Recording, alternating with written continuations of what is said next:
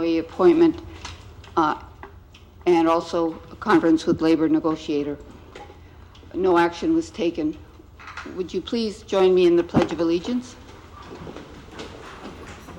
I pledge allegiance to the flag of the United States of America and to the republic for which it stands, one nation, under God, indivisible, with liberty and justice for all. I believe our board president is on the way. Is that your understanding? That he's delayed, but he will be here. In the meantime, we'll probably take hand votes because I don't have the system on my computer. I would next like to call on approval of the board agenda. I move acceptance. I'll second. Okay. Please vote by raising your hand. 4 ayes, 2 members are absent.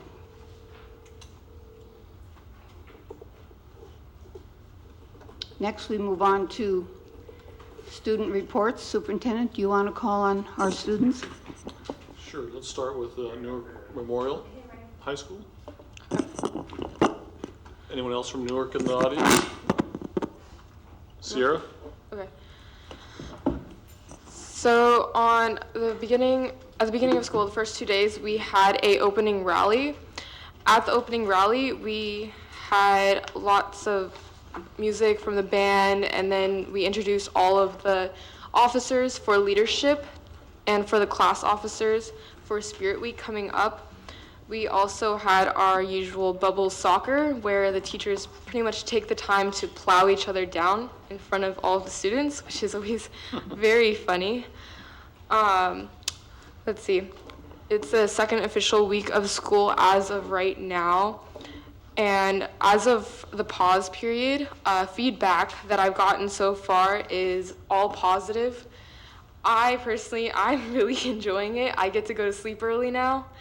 I usually get like 6 hours. I'm getting like 8. Other students also feeling the same way. It allows them to catch up on work that they don't have time at home to do, or just get the help they need from teachers in the classroom. So that's going really well.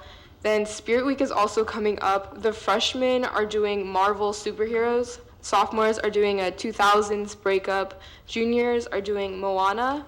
And then seniors are doing Monsters, Inc. And then the club days will be determined later.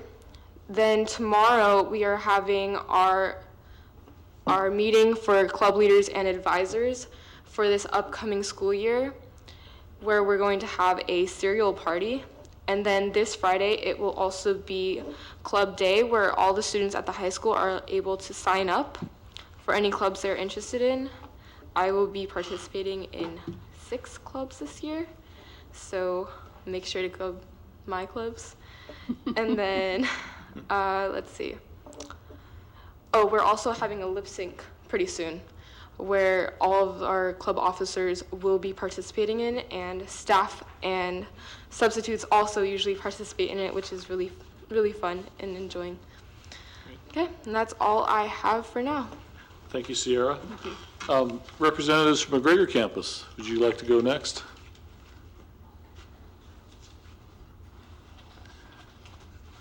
Please tell us who you are, and if anyone's with you you want to bring up, that's fine as well.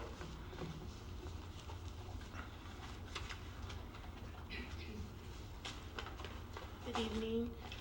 My name is Giovanni Robinson, and I am a senior at Bridgepoint High School. I am currently doing my 3rd semester at Bridgepoint. So far, since it's so early in the school year, so far it's going really good. For me as a senior there, I'm having a lot of fun for like 3 weeks of school to be started. Now I'm sorry, I'm so nervous. Take a breath. we work for you. We work for you. Not you work for us. So just look down like you're telling us what to do. Okay. That hopefully will change your perspective. This school year, we have a couple of new teachers. For example, our teacher, our principal, we have a new principal, Miss Calderon. We have our new RLP teacher, Chef Roberts, new PE teacher, Coach Hess, and a new business teacher, Mrs. Shepard. I have all of them. They're really awesome teachers so far. Our school this year is, I would say, cleaner because we got our buildings painted and the campus is clean. Yeah, I'm excited for my senior year at Bridgepoint. Okay, Yeah, thank you. great, thank you. Thank you. Thank you very much. And Newark Junior High representatives.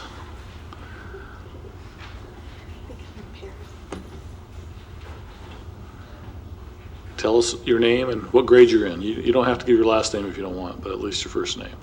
Hello, my name is Tad Calbada and I'm the ASB president at Newark Junior High School and I'm in the 8th grade. Great. And I'm Shane Nelms, and I'm the ASB Vice President at Newark Junior High School. Great things are happening at NJHS. For example, we just had Web Day for 7th grade students. Web Day basically helps all the students, 7th grade students, get to know the school's campus, the teachers, and many other students around them. We are also working on a back-to-school dance. This will be a great dance for students after coming back to school. ASB is working as hard as they can to keep their school fresh with jackets, hoodies, and tees. The school gear is designed by the students for the students. They create multiple designs, take a school-wide survey, and then the most popular items are displayed in the.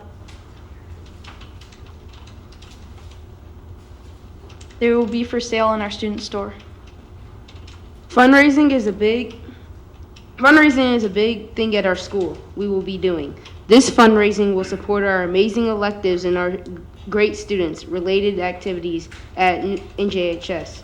ASB tries to get as many students as possible involved in the school fundraiser. We promote the school fundraiser by announcing it in our morning televised announcements and also by creating posters related to the fundraiser, and they are also posted around the school. Our school also plays music in the quad and in our cafeteria during lunch. This is to reward the students for keeping their minds focused during the week and for the students to express themselves either in singing or dancing.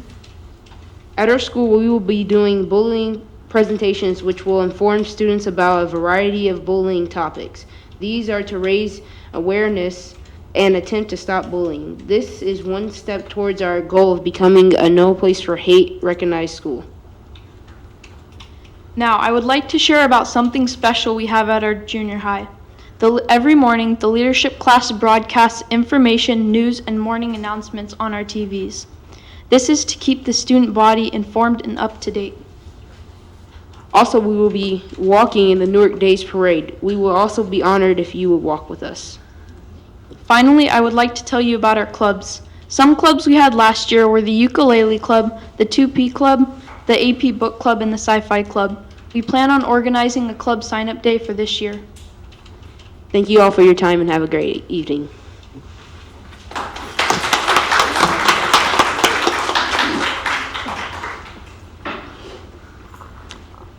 Thank you. So next we move on to the superintendent's report. Thank you, Member Thomas, other members of the board, ladies and gentlemen. I want to, and I believe we have some handouts in the back of the room, is that correct, Shar? I want to remind everyone that we will be having our first budget reduction session September 20th. Is it Lincoln Elementary, I believe? Kennedy? I think it's Kennedy. Okay. I guess I should look at the flyer, right? And part of what we'll be doing in that first session is kind of doing an overview of what does the budget look like, how are we funded, what is general fund, what's the difference between general fund and restricted funds and other funds of how we staff and operate as a district. And I think it's important for people to realize that budgeting in California is very difficult. It's been difficult for quite a while. We are still ranked about 41st in the nation in funding public education. And California has struggled. And many districts like ours that have had a few years of declining enrollment are really feeling it. So we're not unusual in that we're in a tight spot for the next couple of years. However, we'll also be discussing what the projections and demographic reports are showing us, and we'll get into that in a moment. And I think that I want to just remind people that, even though budget isn't the most fun and exciting thing to come to a meeting about, it is important for people to come to our meetings that we've set up that are strategically around the district. And you can come to all of them, you can come to some of them, you can come to part of them, but we want to make sure that people have access to the information we're providing. Our intent is to bring a final recommendation to the board by October 3rd, I believe. And I just want to make sure people are aware of the studies, the public engagement sessions relative to budget. If you do not have a flyer, I believe we've had it posted and we can email it to anyone. I believe the dates are on our front page of our website. And I'll be encouraging all principals to be sending information home in Friday folders or other ways that they do it to get the word out. But just wanted to remind people how important it is, and I know that everyone's busy, but right now we do want to get people's voices on the budget. And you'll be seeing a few documents that help simplify general fund that kind of give you an idea of what's the percentage and proportion of what we spend in each kind of category, and how much does that equal to in dollars, so that you can see the general fund budget as a glance. One thing I do want to clarify that I get a lot of questions about is that, sometimes people ask, well, how are you buying new playgrounds when you have to do all these cuts? And the money that we have that goes towards playgrounds and buildings and paint is separate money that cannot be used for salary. So I want to be really clear about that those are called capital reserve dollars. They're used for capital expenditures, and that's a question that we get a lot about.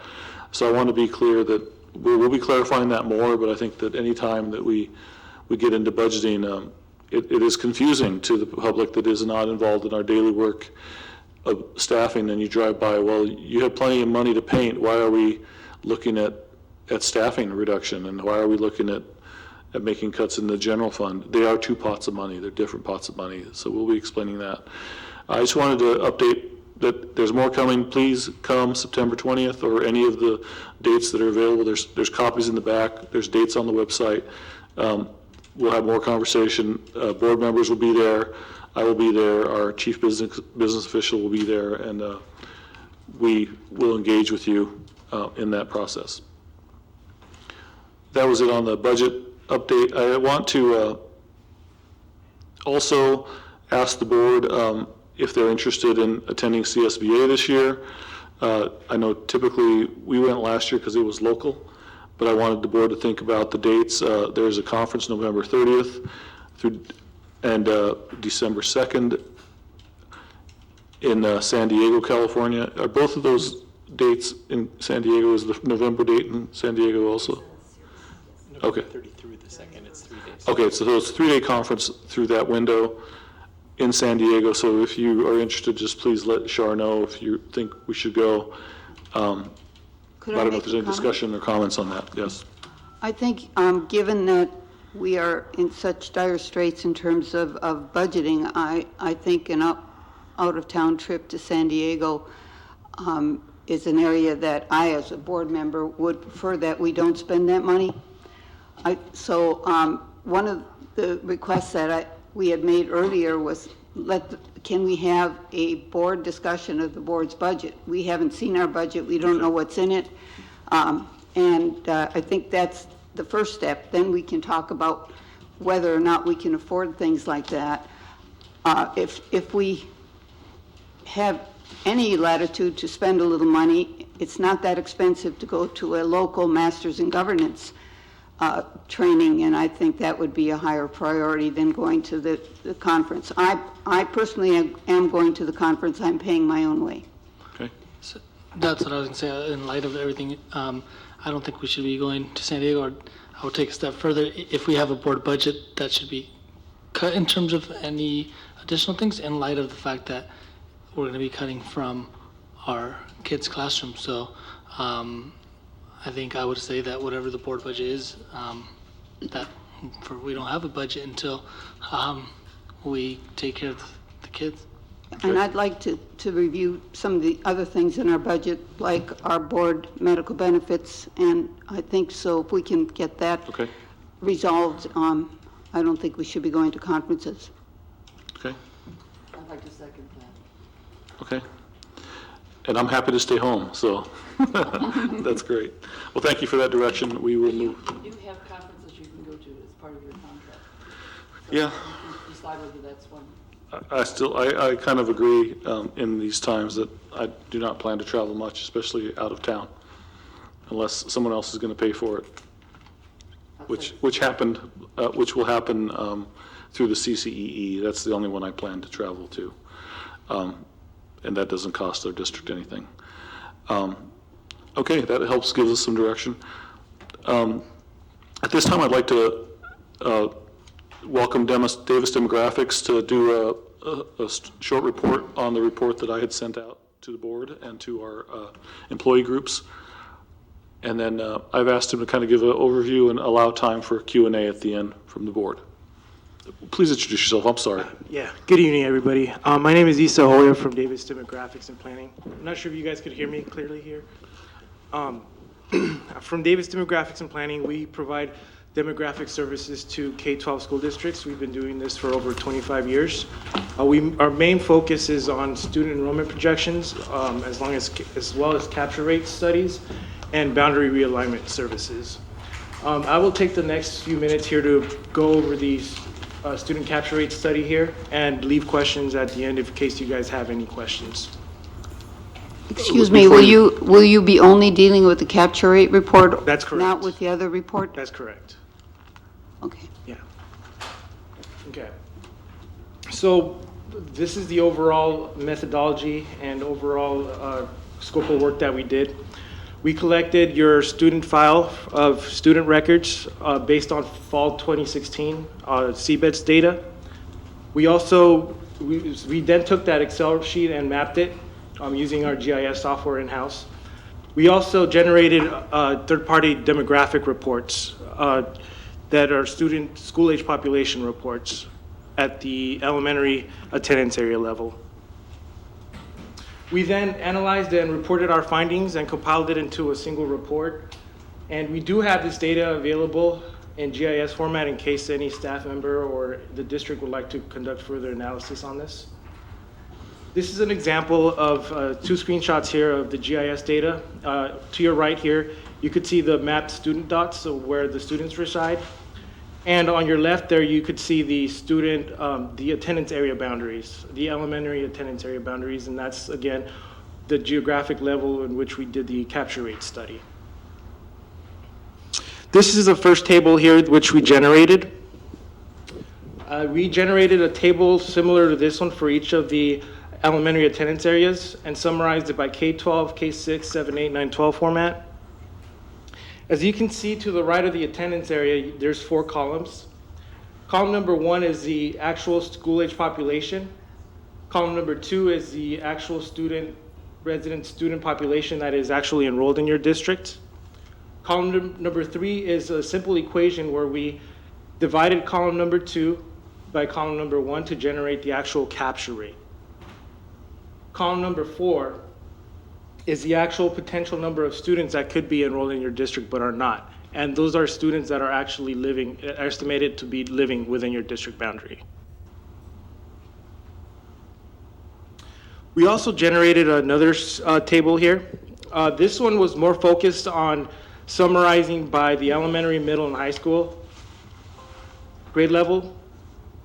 And our main focus here was to try to compare different attendance areas with each other within the same grade ranges. And we were able to identify high and low capture rates per attendance areas, per grade level, per grade ranges, sorry.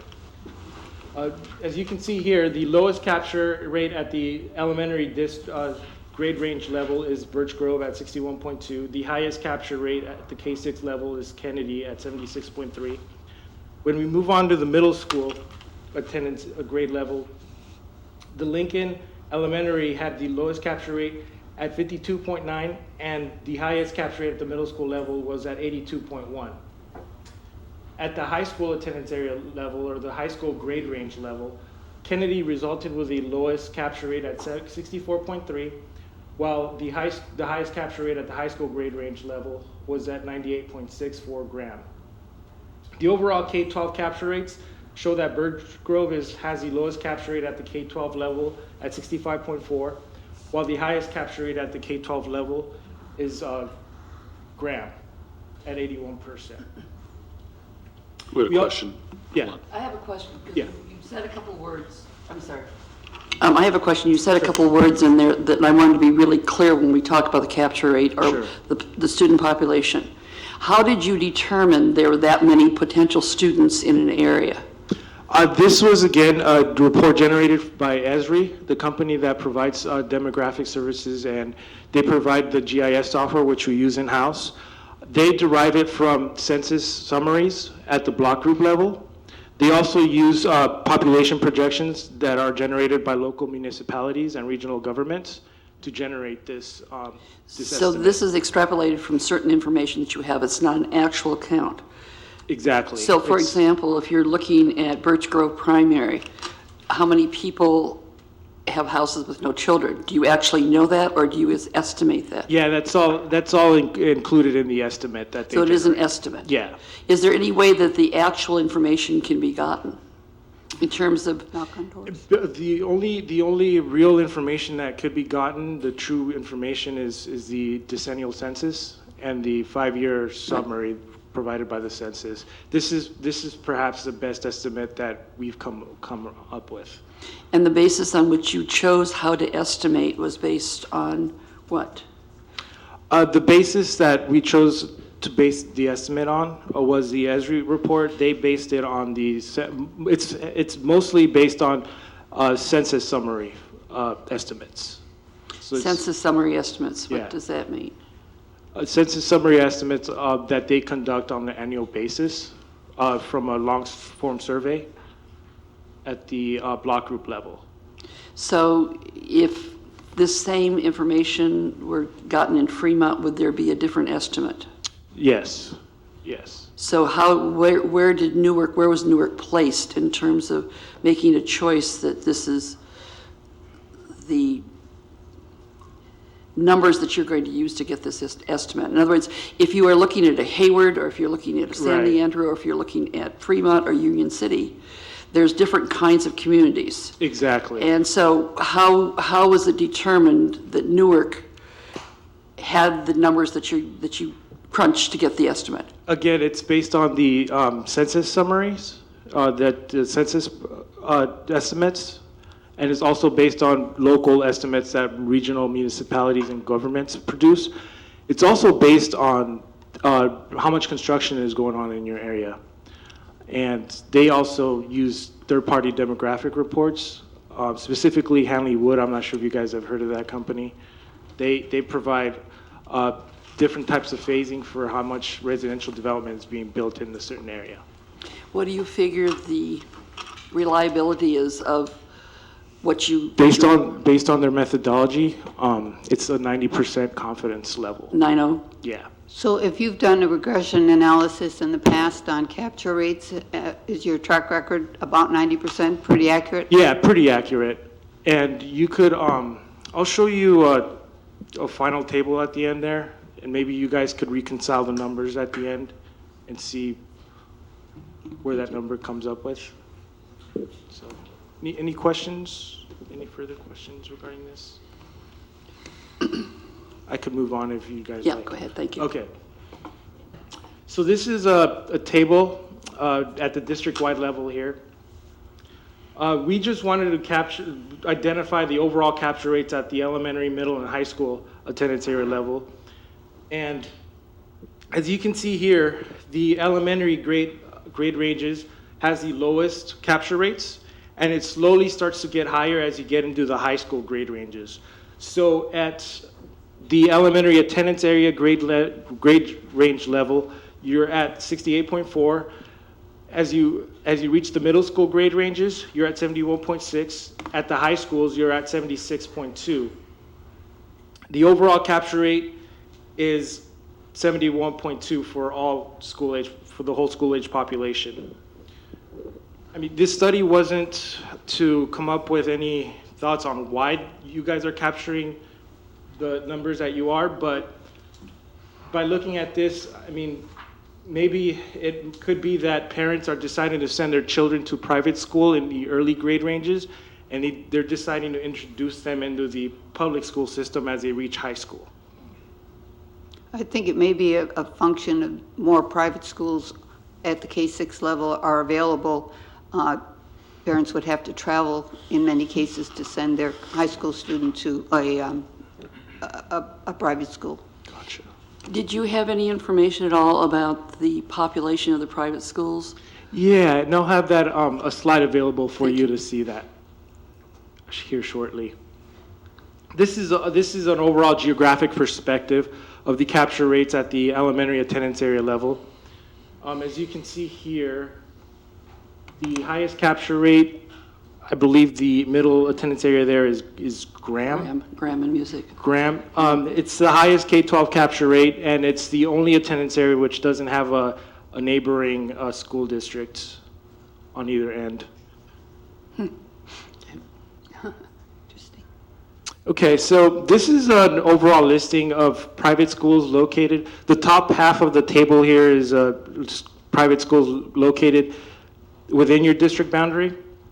So you have a total number of 4 private schools here, and a total enrollment, and these are actual enrollment counts of 1,118 for all these private schools within the district boundary. Most of these, as you can see on the table, are K-8 school districts, schools. The bottom half of the table shows private schools located within 2.5 miles of Newark Unified School District, and their total enrollment figures combined are totaled at 2,335 students.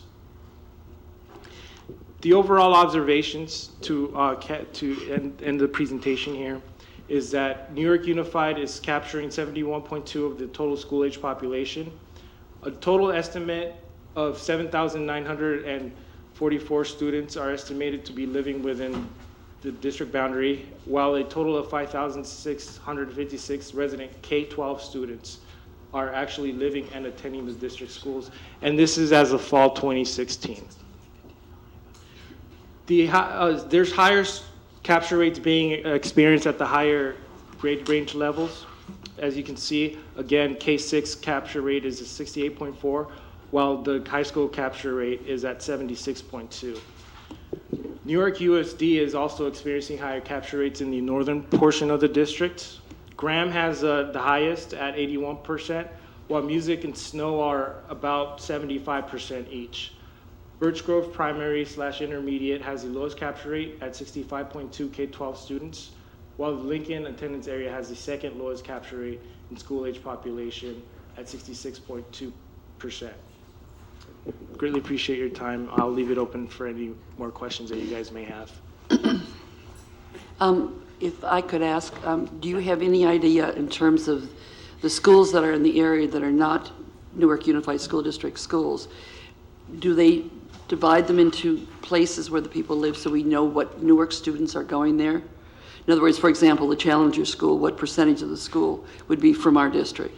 We would actually have to obtain actual enrollment information from that particular school to get a true count, and that's something that's nearly impossible for us to do. I'm not sure how possible it is for you guys to obtain that information.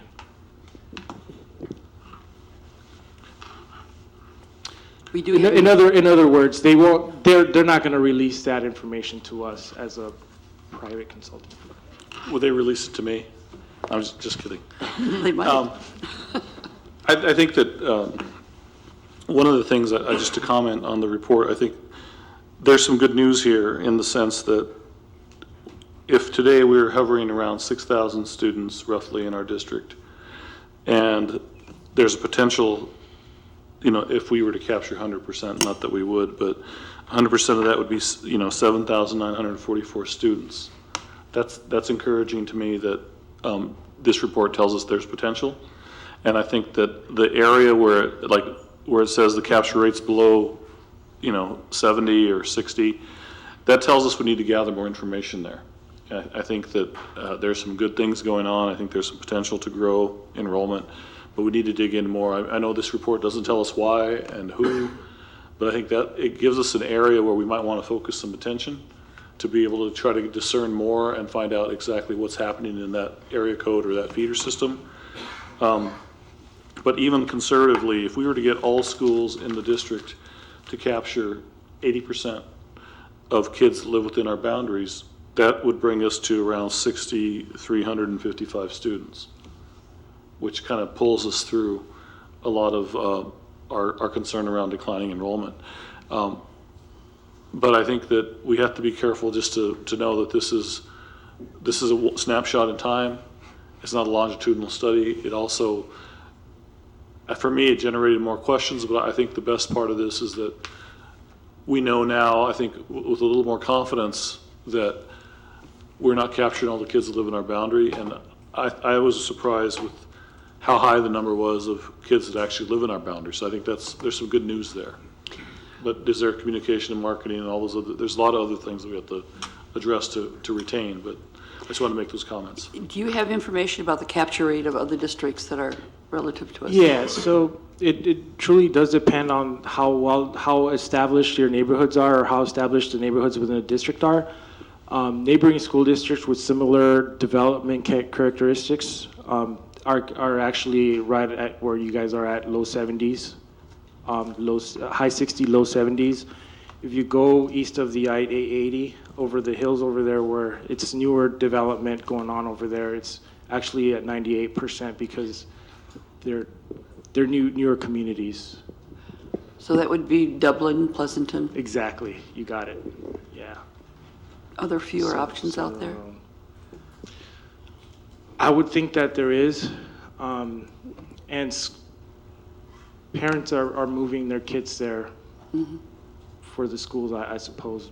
I would have to look in closely to see if there's less charter schools or less private schools out there.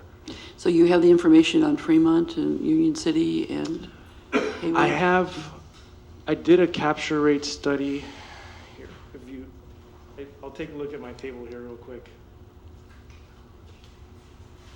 While you're doing that, Mr. Superintendent, would you be able to maybe, I thought we were going to discuss the demographic report, and there's a table on page 13. If you could go back to Davis and ask them if there would be adjustments, because it says Area 3, which they named Area 4, but it's Area 3 with 600 homes potentially to develop. They've said that those homes won't be developed until 5 years from now. And since then, since they got that information, I just talked to the city today, and development's going to start in 2 years, not 5 years. So I believe we need that's 600 homes. We ought to be able to see if we can get a little bump in the number of students based on that. We can certainly ask Davis to come back and present on that at the next board meeting. I think tonight was very specific to this, but that's sure you can carry that back and see if you guys are willing to come back and do the prior demographic study that you'd done prior to the capture rate. We'd like to dig a little deeper and kind of look at the comparisons. My question is, in doing this work, what would you predict that would occur after there has been a significant amount of new construction? Does it tend to stabilize? It sounds like on the onset of construction it kind of is unstable, but then once those new communities become established, is there more stability that occurs in the capture rate, or can you? There's more stability as because the different neighborhoods go through their cycles. So you have young children moving in with newer families. Those children eventually graduate out of the K-12 system onto college, and the whole new cycle begins to happen again. So after that first cycle occurs, then there's a sense of stability in the neighborhood. Okay. Are there other questions? Can we go back and take a look at the 2010 census and see the actual number? We could see the actual count on the Right, and relate 2010. that to what you would estimate using what you have. Definitely.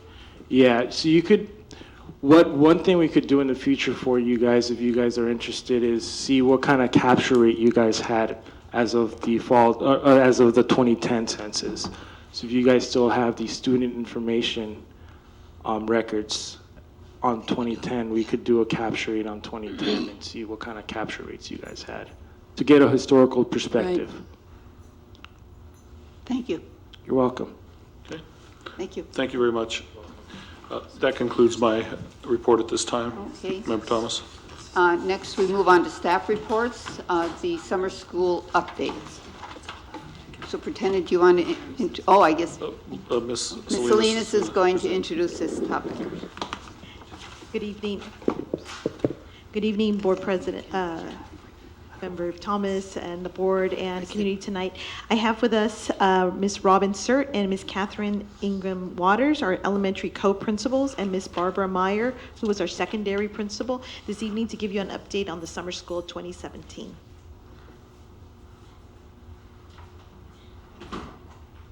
Good evening, Board Clerk Thomas, members Preciado, Crocker, and student member Van Rossen.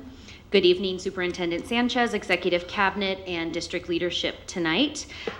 As Letty mentioned, I'm Catherine Ingham Waters. I'm the principal at Birch Grove Intermediate, and I was happy to serve as co-principal of Summer Math Academy with Mrs. Robin Surt, the principal at Snow Elementary. So we hope to give an overview of Math Academy, including successes, some data, and recommendations for continuing the program. So Math Academy was held at Snow Elementary School for 20 sessions, offering instruction for approximately 250 students, having just completed grades kindergarten all the way to completing 6th grade. We had 2 sessions each day to offer instruction to more students. The first session was from 8 to 10, and the second repeat session was from 10:15 to 12:15. In the 2-hour sessions, children received a specific focus per math concept area. In kindergarten, for example, students focused on number sense, just really understanding that so many items mean a number. Adding and subtracting in 1st grade, regrouping in 2nd grade, multiplication in 3rd, division in 4th, fractions in 5th, and rates and ratios in 6th. With having that super focused content area, we really saw a lot of growth in our students. Instruction consisted of number talks, as well as inquiry-based lessons, and then application and practice time. And you can see the little graphic with like the dots and the circling and grouping numbers. That's an example of a number talk. Number talks are short, 10 minutes-ish, daily exercise aimed at building number sense. Number sense is the ability to play with numbers, meaning students can visualize problem solving and perform calculations quickly. If they have a good number sense, they're more likely to think of answers in more than one way and check that their answers make sense. So during a number talk, students are thinking, solving a problem mentally, asking their peers questions, and explaining their own thinking. In addition, we focused on inquiry-based lessons, and that's a model of teaching that encourages students to problem solve in different ways. And so it encourages students thinking and constructing their own understanding, not drill and kill, if you will, with worksheets and repeated practice like that. Robin is going to talk about the professional development and coaching that we had for our program. Good evening. So there were 3 aspects of the Summer Math Academy that we felt had the biggest impact on our success. The first one being the professional development and coaching for the teachers. So prior to the program starting, teachers came on 3 evenings and were taught strategies that they went back and tried in their classroom and then came back and shared and got feedback on prior to school starting. And then the day before school starting, they had a half day of professional development to continue to work on those strategies. And then the first 2 weeks of school, we actually had that staff developer come in to the classrooms and give coaching right in the middle of the lessons with the teachers, which we all know has the biggest impact on instruction is when it's right there in the moment and they get the coaching to improve their practice. The second aspect was high school tutors, and I have to say that was my favorite part, going through the interview process with high school students. We only needed 11, and we had 40 students apply. And they did a phenomenal job in their interviews. It was really hard to choose just 11. So I'm hoping our program will grow for next year so we can include more of our high school students. But it was a win-win situation for our high school students to go in and experience teaching, and then for our younger students to see them as peer role models.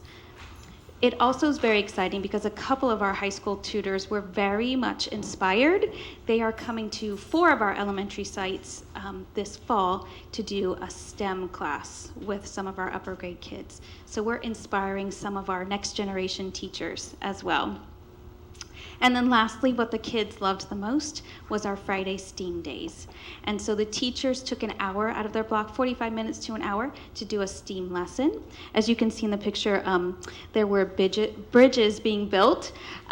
We had a 4th grade class and a 1st grade class come together to build bridges. And then you can see the cards. They were working on some of the math concepts with building a card tower that would stay up as well. So the kids really enjoyed the Friday STEAM activities. So we would like to present some data showing our student growth. So the first day or 2, all students took a pretest, and they took the same pretest at the end of the session. We used problems from Illuminate data systems.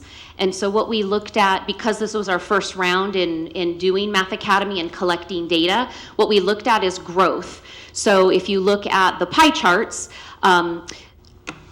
showing an improvement on the post-test compared to the pre-test, any improvement is a positive growth.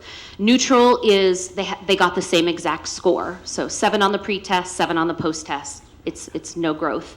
Or just neutral growth, and then a dip, so a lower post-test than the pre-test. So overall, of the entire K-6 group, 71.5 showed a positive growth, and then we have it broken down by grade level. So kindergarten, we saw tremendous growth in students' understanding of number sense.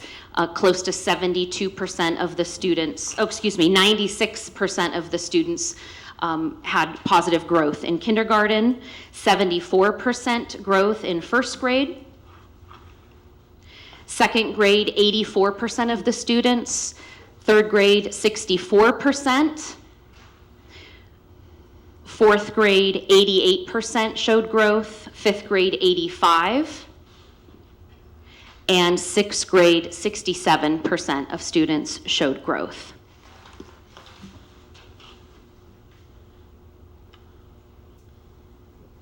Some recommendations for next year now that we've experienced it throughout the whole year. Janet Hanley had the skeleton of what the program would look like. And now that, as I said, as we've experienced it this summer, we have some recommendations to even make it stronger for next year to increase the amount of students that would be able to participate in the program. Because it was new, the information came out later in the year, so our recommendation would be at that March reporting period for teachers to make their recommendations to families to attend the Summer Math Academy. That would give parents the opportunity to to plan their vacations around the summer school session. Because as you all know, in the summer, that's the difficult part, is keeping the attendance high. And so if we gave parents ample opportunity to plan their vacations around the dates, we think we would be able to serve more students than we did this year. We also thought it would be good for teachers to actually have a brochure to show families what we would be doing in the Summer Math Academy, so they knew really what it looked like, because it is just a 2-hour intensive program focused on math. That I have to say teachers really appreciated too, because we don't get that block of time during the school year, so to have 2 hours focused on just math instruction was a great opportunity for all of them. We also saw that many families had a really difficult time coming at 10:15. It's kind of in the middle of the day, and a lot of our families both parents are working. So a recommendation would be to either just do one session from 8 to 10, or maybe the second session might be language arts. So looking at maybe balancing it in some way where the students actually stayed the entire time. And then some recommendations. We were just starting with Illuminate, so there were a few learning curves that we had with Illuminate, but now that we've been using it and the school year has started, I think those will have kind of ironed themselves out for next year. In addition, the Friday STEAM activities that I shared with you that the kids love the most, there weren't really funds to support those, because those were kind of on the fly as teachers were creating them. And so if we could allocate funds ahead of the session starting, part of our budgeting, that's what we could look at for next year, is allocating funds for them to purchase STEAM materials. Most of them went to the dollar store and were able to be very creative. But if we could do that ahead of time and give them some planning time to prepare those lessons, we could get those materials ordered ahead of time. And then just continue to use the iReady. The students also, every day were on iReady in a small group rotation, so using that as a monitoring tool. It was a little harder to disaggregate that data because iReady has the overall concepts where we were just looking at number sense. And so being able to break it down and look at it more clearly, I think, is an area of growth for us for next year.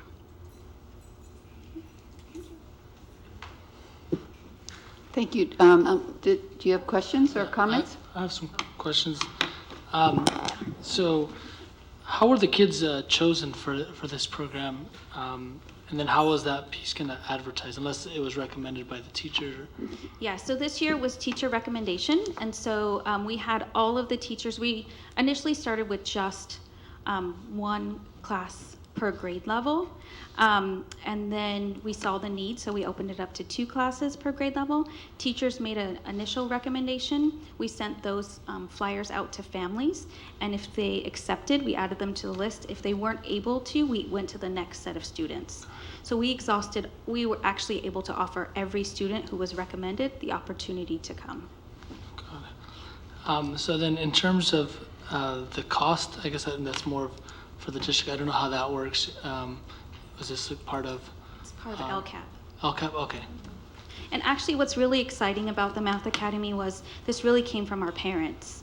Our parents expressed a need for additional support with math, and so they really inspired this program to come to life. And it was really exciting to be able to offer that opportunity to our families. Great, and part of the reason I asked in terms of the cost, trying to figure out if there's as this expands and as, I don't know how this would work out in terms of whether or not we could charge for STEAM Academy because of both to address the need of providing some sort of summer program like other private entities, but I guess that's the key word, private, that we probably couldn't charge, but maybe there's a way that we could figure donations to be able to sustain itself, because I know a lot of parents would probably pay, or they probably already do pay for summer programs for math, reading, or whatever it is.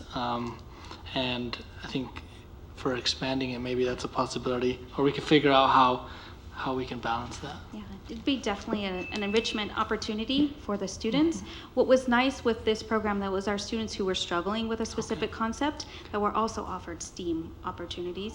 But definitely there are enrichment opportunities with STEAM. Thank you. Yeah, are you going to follow the students to see if it made a difference? You're going to follow this year the students to see? Yes, we'll Okay. continue to follow with the teachers. Sorry, I'm breaking everything up here. And then see also, are those students being recommended again the following year? So that will be good data for us to collect as well. In terms of the STEAM money, there are a number of organizations in the community that if you're talking $500, I'm not sure what amount you're talking about. If you're talking $500, it's something that certainly can be gotten. There happens to be an organization that a number of us belong to that has money sources, and there are many other ones. So I don't think that that is a problem. Just let us know what you need, and we'll hit up whoever we can hit up and get what we need to get for that, because I think that's a really important piece of it. That's great to hear. It would be a good opportunity. I'm interested in the number of teachers and the impact that this has had on the teachers, especially given that this provided on-the-job professional development for them. What did you observe about the teachers? So we had 11 teachers. Sorry, I don't mean to take it over. We have 11 teachers, and like I said, it was a professional development that really strengthened their teaching. I had 2 teachers from my site who are sharing the strategies and skills they've learned with our staff. So it's going to multiply within all of the staffs. Did we have teachers from every school? I'm trying to think of the first. Almost every school. So being able to take that and then share it with the staffs across the district will be powerful. Plus our trainer is actually a teacher here at Lincoln, Melissa Moore. Correct. And she would be a great expert to share all of the strategies with our teachers, and she's in-house. Well, thank you very much. So we will move on to... Miss Barbara Meyer is going to share. Good evening. So I'm going to talk about the high school program, the summer school program that happened actually at the junior high, on the junior high campus. We moved everything over to Char's place in the woods there while we underwent construction. So all the books, all the supplies, everything got transferred over. So we served 283 kids, actually 6 more than that because they were graduating seniors and are no longer in Synergy. So 289 was the grand total. 91% of enrolled students completed at least 1 class, and most completed 2. All 6 seniors enrolled in the senior courses program graduated at the end of our term. And Nancy was there to see that happen. We were so glad she was able to come. And we implemented a new ELD class for beginning English learners this time. So, and I'll talk a little bit more about that. So, we had a 100% graduation rate. When you have 6 people, that is achievable. And one of the really sweet things about our graduation ceremony is that all of the participants spoke at their graduation. And I told them quite frankly, I said, you won't offend me. Your parents really don't want to listen to me. They would be delighted to listen to you. So they were a little hesitant, a little nervous. But they stepped up and they talked about how they happened to get there, who they needed to thank, where they went from here, and it was just a really nice event to close out the summer. So overall data, enrollment successes out of the 484 courses taken was an 86% success rate, and course enrollments, the big areas where people signed up for classes: freshman English, Algebra 1, and geometry was just about half of all of our students taking one of those classes. And then English 2, biology, and world history were the other big classes that people enrolled in. English learners and special ed. 17% of our participants were English learners, and 14% of our participants were special ed. EL success rate was 77%, and for SPED, 74%. We would obviously like to see those numbers go up. And we have some ideas on maybe how we do that. We'll talk about that under recommendations. So recommendations going forward, after going through an iteration of this and having been through the program, we would really like to see the summer program for ELD expand. And this is a little bit different way of thinking about summer school, which has, at least in recent history, just been for kids who failed classes. And the idea of ELD is to get as much English into kids as we can, and that having them sit on the couch for the summer is definitely not a good idea. We need to take advantage of that opportunity. We would love to be able to see them for 4 hours of intensive English for that 29 days. We think that's a really intense burst of reading, writing, listening, speaking that would really make a difference. So we'd like to expand it and include incoming ninth graders and use some of those bridge funds and communicate early with families to be able to fill classes. We have right now 70 beginning ELs. We have 35 early intermediate ELs. Those are ripe candidates for an EL program in the summertime. One of the problems that we had with filling this class was we had a fairly robust class going into summer school, and then those numbers were cut because some of those kids ended up failing classes. And so the idea is that we put them into the classes that they fail and give them a chance to pass them. So that's one of those philosophical questions that you really struggle with, and you look at, well, how did they do? Were they able to pass them? And if not, would their time have been better spent really working on those English skills so that they would be in a better position to be successful in all of their classes? So I'm delighted that Jessica Saavedra is going to start a PLC on English learners that will draw all kinds of good thinking throughout the district to be able to really look at how we better serve our English learner population.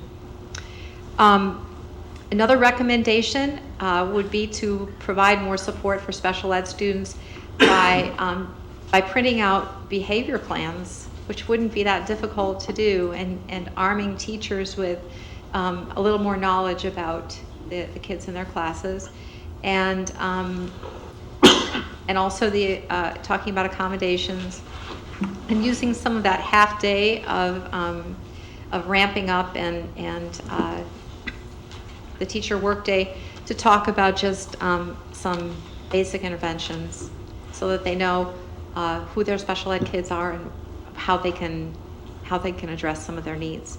And then finally, creating perhaps pre-algebra or math boosters, building on some of the great works that my colleagues are doing, the lower grades, to help ninth graders transition, the incoming ninth graders, so that they are really poised to do well in Algebra 1 and to do well for the rest of their career in math.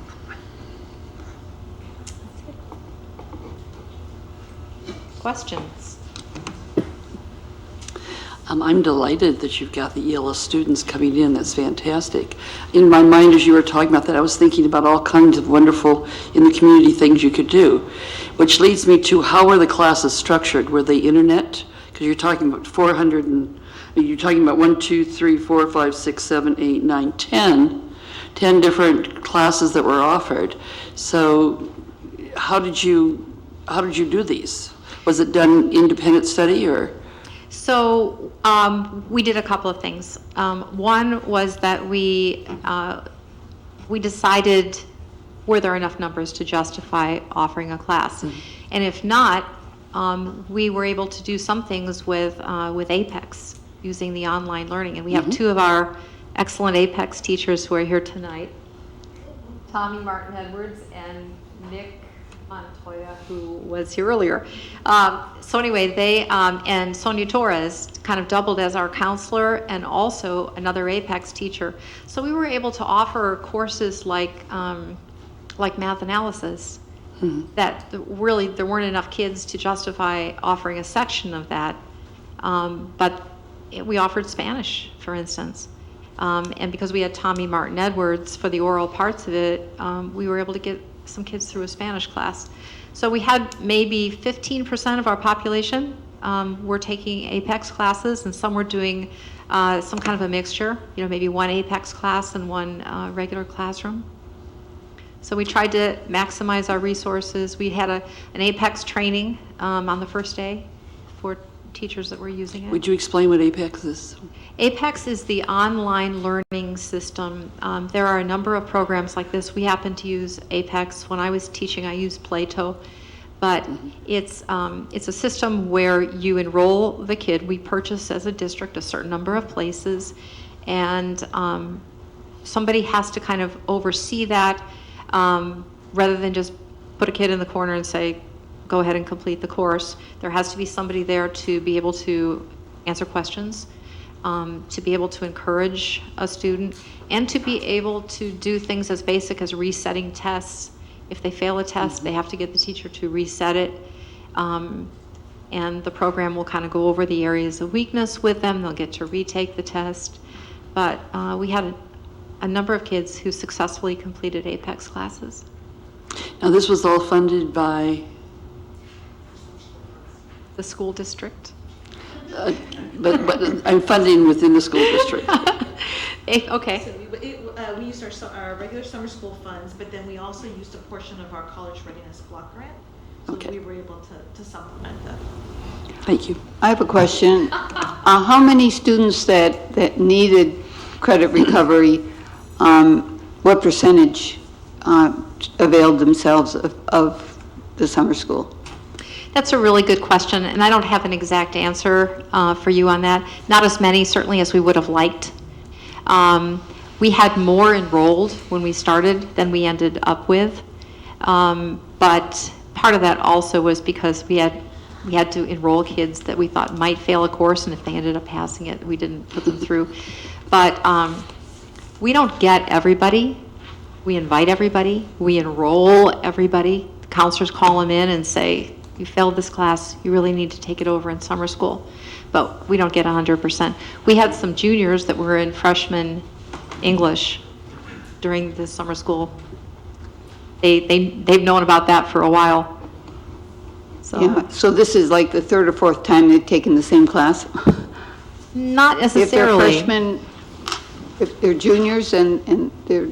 Not necessarily. I guess my point is that they know they need to take it. Doesn't always mean that they get themselves to summer school and do it.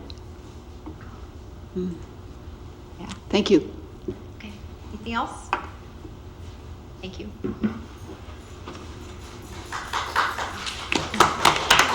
So thank you to our three principals. I think it was true. It was pretty much a skeleton plan, and I think our principals really took it upon themselves to really build it into something that we're going to have to use as a lesson learned and how to build on the success.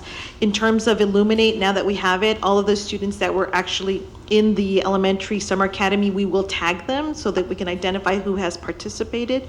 And I jotted down some notes in regards to our students who are repeating courses and what that looks like. It's not yet for that one. Okay. So with that, we wanted to present this update, and again, we want to build on the successes but make it stronger for the next year and look at some of the funding sources based on the recommendations. Our next item that speaks to the CASP scores. So unfortunately, the Department of Education is still holding the California school districts under the embargo for public release of the data. So while our presentation is ready, the state has asked for the data to continue under embargo, which means that essentially school employees can work with the data, which our principals and our teachers are looking at the data, but we can't publicly report on it quite yet. So we have a placeholder for our next board meeting to be able to bring that forward. But we also have some data packets for our board trustees so they can start to look at it. So it's in your mailboxes, and you can work with Ms. Aquino to get that. But we have that ready for you all. Thank you. Thank you.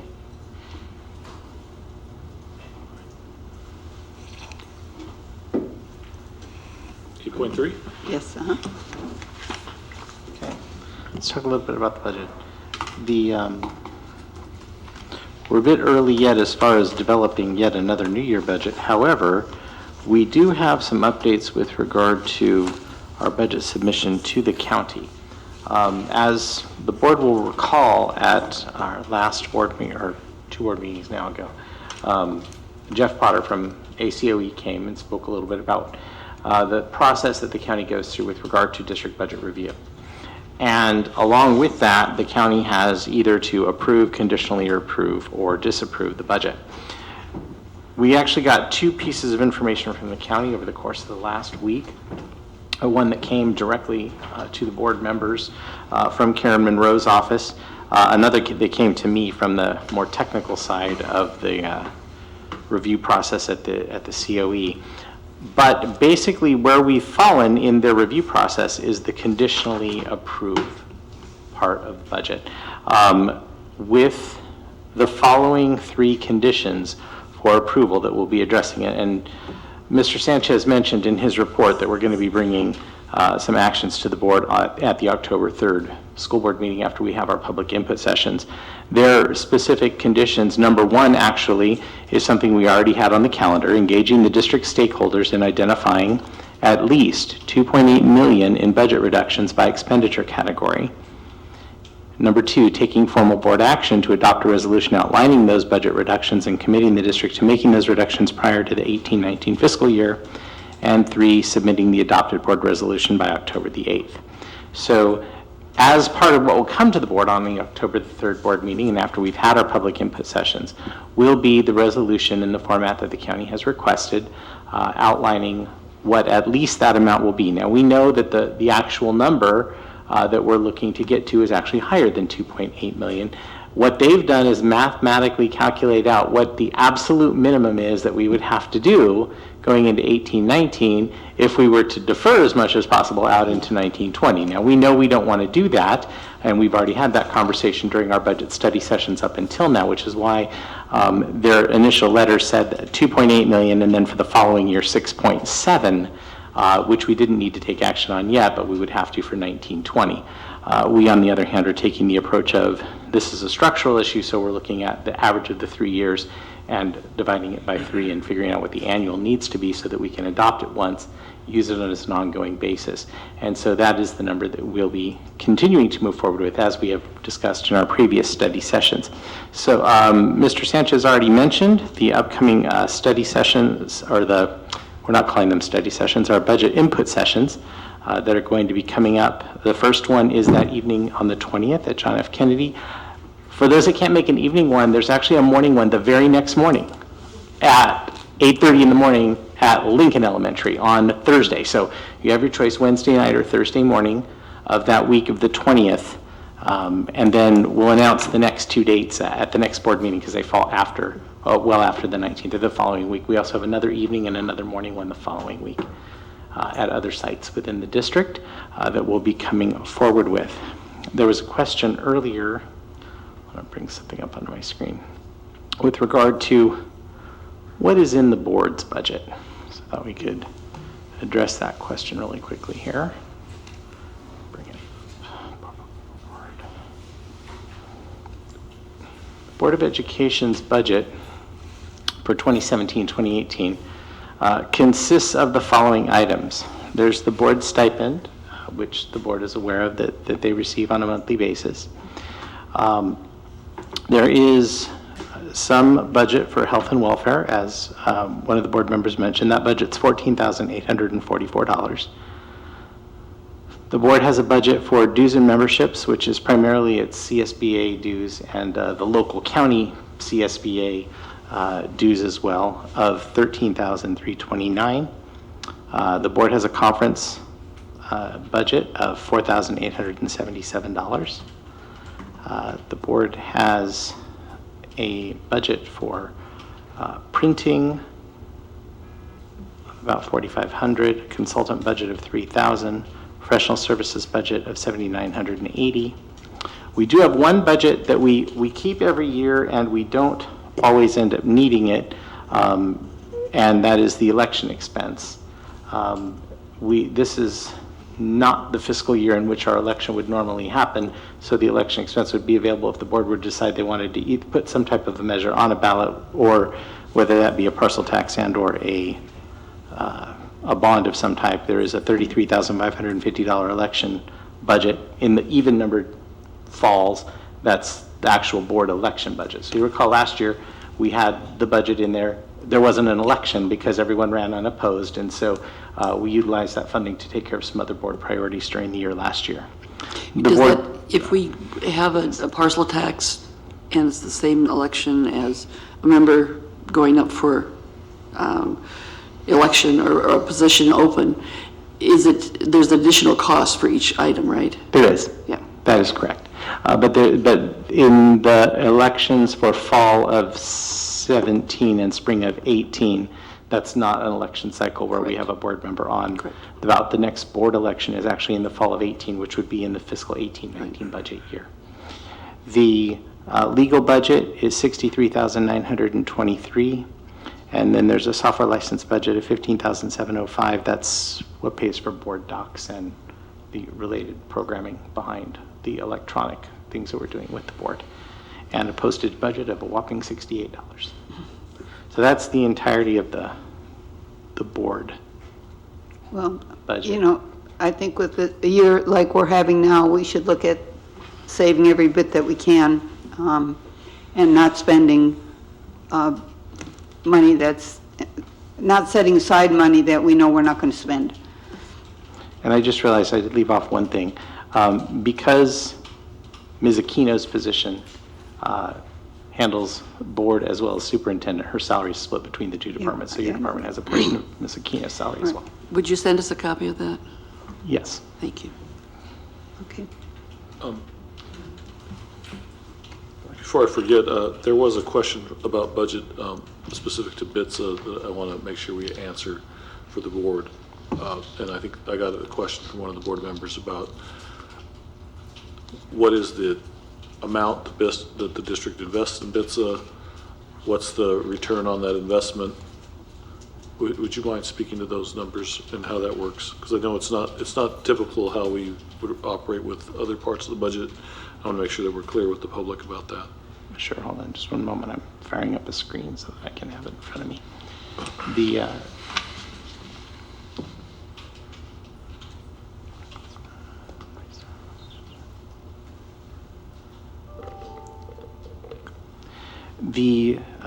What used to be the BITSA or the EBIC consortium, as we know, how it used to be many years ago before the introduction of the local control funding formula, we had the five school districts that were all consolidated in together that sort of co-sponsored the program, received the funding, and it was all commingled together to create the program. Currently, the program operates off of a combination of funding from the district as well as funding from the outside agencies that use its services for the clearing of credentials for their teachers. At this time, some information I got from Ms. Salinas earlier today, we have approximately 20 of our own current district teachers going through their processes. So this is not interns, but this is after they've gotten their credentials, but they're in the process of clearing those credentials. They go through a 2-year induction time frame. And currently, the division is that the district is contributing $202,000 into the program, and the $145,000 is coming in the form of charges out to other groups that also utilize the program services. And they're charged different rates depending on what level of service and whether or not the outside agency is providing their own support provider or if they're utilizing one of our district support providers. So the rate is higher if they utilize one of our support providers. And so overall, the program's budget is about $347,000. Can we get a hard copy of that budget so we can, because I remember when we set EBIC up, I said, could we have it as a separate fund so that we can always see, just like we can with adult education and childcare, we can see, ongoing how well it's doing. And at that time, I believe we were told that no, it can't be set up as a separate fund, but we can develop reports and budgets. So can we get a report similar similar to what we get for adult education, for example? Yes, it doesn't have a separate fund because it's part of the general fund, right, but it does have a separate resource code. We do track it separately. So yes, we can produce a report that gives you the same summary level information that you would get from a fund for that particular program as we can for several other, any other program within the general fund that has its own resource code, has its own funding source of some type. We log all of those by their resource code so we can pull that information. Yeah, and so to know whether or not that program is generating enough revenue from providers that we are supporting outside of the district to pay for the overhead cost of it, I think is really what the board should be looking at. So if we could get it in those terms, I would like it to see it that way. How about the rest of you? Yeah, we are mandated to have this program, correct? Or not? Is it something that we can choose to do? Well, essentially, several years ago, the university stopped providing induction and said that school districts can do it. And you know the history of what happened with the funding and how it was flexed into the Tier 3.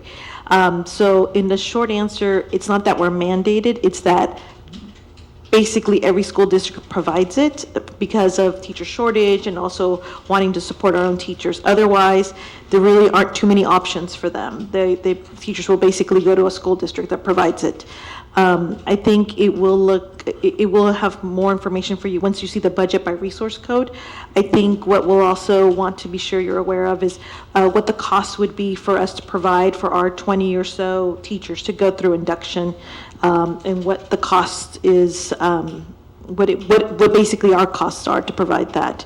Those are our own teachers, not other entities. Maybe how we would benchmark with other districts and how they provide and what their cost per inductee is, how, if we're on par with the rest, I think that's important to know. We can get that also, yes. Okay. So I had a question, just a broader, at the beginning you mentioned that the county said their estimate was that we need to cut 2.8 million prior to the 18-19 fiscal year, if I heard you correct. So are you saying that we then need to cut 2.8 million under this current budget? No, that's for the fiscal 18-19 school year. And then, but if we only utilize 2.8, we would have to cut 6.7 out of the third year out. So as we've been saying all along, it was in the mid fours, what we needed. It's variated between 4.3 and 5 as we've gotten additional information from the state. But the number is actually in between those two numbers, as it has been all along. It's just that the 2.8 million is what the absolute minimum is we would have to do. It would then defer out additional cuts into the outer year, but it's that amount that we have to address by October the 8th. So we basically have a little bit more time until October December 8th. to grab the rest of the amount if we were to do that, but we don't want to push everything out yet a whole nother year. That would not be And it's wise. by October 8th for the 18-19 fiscal year. Correct. Okay. Okay, thank you. Haven't you already built those cuts in based on in the 3-year projections? No, we haven't built those cuts into to the 3-year projection because we haven't the board hasn't taken action on what they would be. That's why our budget is where it is and why we received conditional approval. If I'd gone ahead and said, oh, we're going to make the cuts and just built the number in there, then we wouldn't have received any information from the county at all, because they would just assume that we've already had our plan, because we would already have shown them in there. And actually, they would have come back to me and said, by the way, you need to send us a list of what added up to all of this number. The ones the board took action on, the 1.2, those have been built in. Yeah, that's what I'm talking No, about. the items the board took action on, yes. But the items the board hasn't taken action on, no, we haven't built those in yet. Right, okay, but the 2.8 is in addition to the 1.2 that we already, and those were the low-hanging fruit, Correct. if you will, from the May meeting, right? That is correct. And but there were a couple of things the board added at the last minute in June. Now, those are not in there yet. Those were going to come as part of first interim, because we were already adopting the budget, like the $100,000 adult ed change. That was not in the adopted budget, because the board gave me that direction on the same night that we were adopting the budget. So some of the things that the board has done just since then are not yet in there, and they will be part of the 2.8. Anything else? I guess just hopefully we can have some sort of presentation for next board meeting, in terms of figuring out like some of the big picture items, and have the conversation. I know we're doing the parallel process with the community, which is great, but it's good to keep the dialogue. I anticipate that and you can chime in, I anticipate that at the next board meeting, since it's happening the night before the first budget reduction input session, we'll be sharing a lot of the information that we're planning to also share at the budget reduction input session as a budget update to the board at 2 weeks from tonight's meeting. And maybe if we can get more detail on some of the items that the 1.2 million, things like cutting back on conferences. I don't have the list here right now, but I'm thinking, are those real numbers? What analysis has gone into saying, oh yeah, we can save that much money in each one of those categories?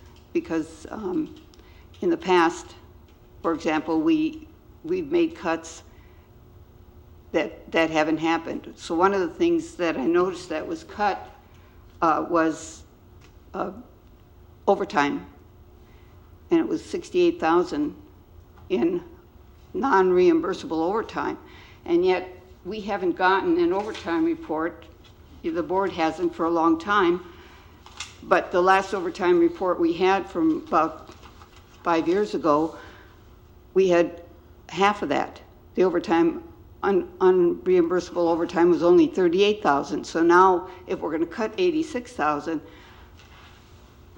how much overtime do we have? Can we start getting that overtime information to make sure that when we say we're going to cut the overtime, this is what we're going to cut, and make sure we can follow through on that? Because it seems like we've already doubled or tripled the overtime from the way we cut it back in the last fiscal crisis we had. That's just an example. We'll pull the data together and show you where those numbers came from. Okay, I guess we can move on to the next item. Okay. Oh, I'm sorry. We had a request to speak on this item. Oh, Ms. Parks, I apologize. I prefer it this way. I got to listen to what all you had to say before I came up here. If we could get, as a member of the public, we kind of missed the stipend that you all get. If we could we get that dollar amount, the stipend? Mm-hmm. Because where Mr. Richards listed everything that was in your budget, the stipend amount was kind of skipped over. And I don't know,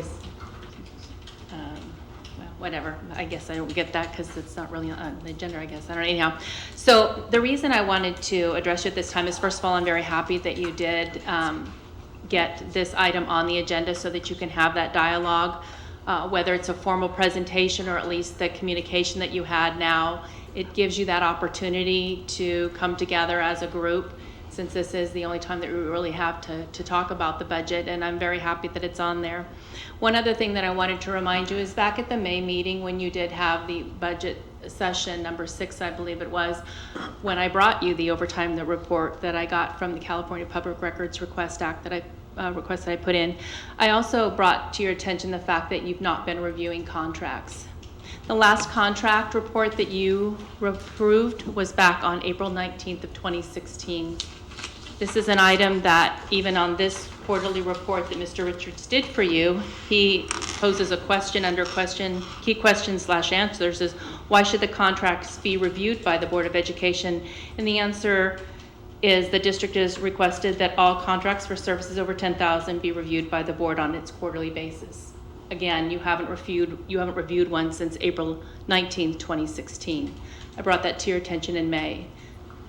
This is something that is in your board policy also under contracts 3312. It talks about the fact that you're to ratify the contracts. If you're not seeing the contracts, you're not ratifying them. You've gone a year and a half.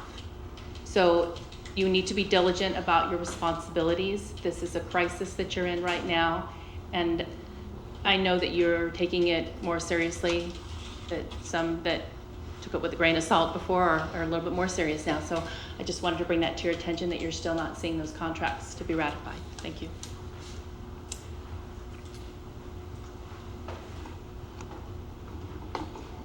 Okay. Okay, we're gonna move on to summer construction update. Okay.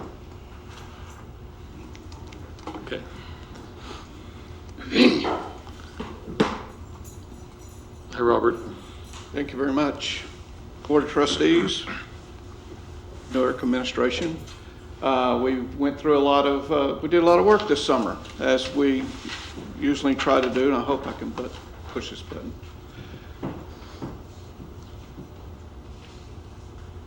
Nope.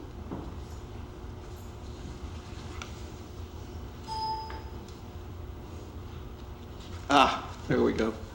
We did the roofing replacement. Finally got to where we can do the roof, finish up the roof replacement at the high school. I just want to show you there a picture of the before. As you can see, there was a lot of foam, a lot of ponding water, and a lot of stuff that was on that roof. You can also tell I'm in construction, not in IT. Okay, then during construction, this is during construction at the high school. As you can see, we replaced the metal roofing. Took a lot of that old rusted blue and made it into some really nice blue metal. You can also see there where we did a lot of the, that is actually all of the metal roofing that you can see on the overhangs and up on the regular buildings. And as we got into this, we ran into what we call the dry rot, and it was pretty extensive in some of the areas that you can see. And as you can see up in the middle of that, it was just when you pulled up first thing you did is you took the foam off the roof, and then you took the plywood off of that, and then when you did, there was just this crumbling pieces of 2x12s, 2x8s that was in there. There was a lot of dry rot. The example on the far right side is probably one of the worst. But we took care of that. The contractor was able to bring in some new beams, new plywood, new studs, and by the end of September, we'll have that completed.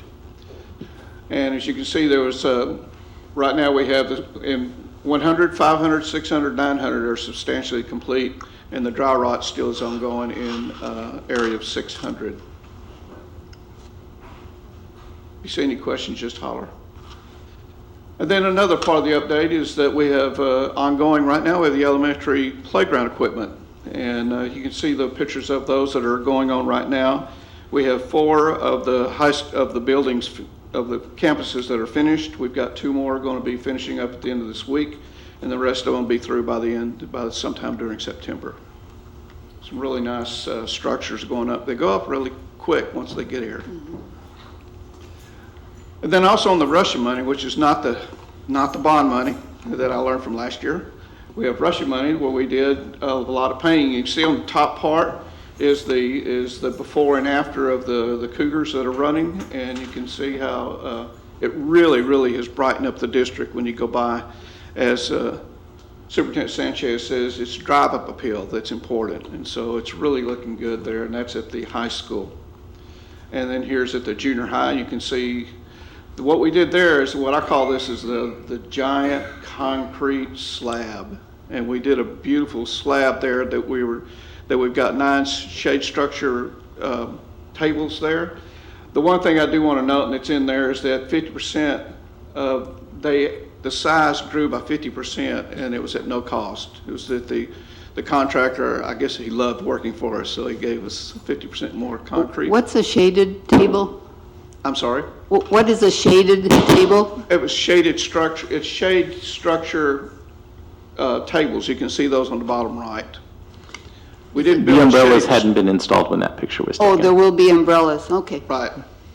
But that's what's out there right now. It's really a nice feature. And it took out some pretty nasty looking areas, so it really looks good.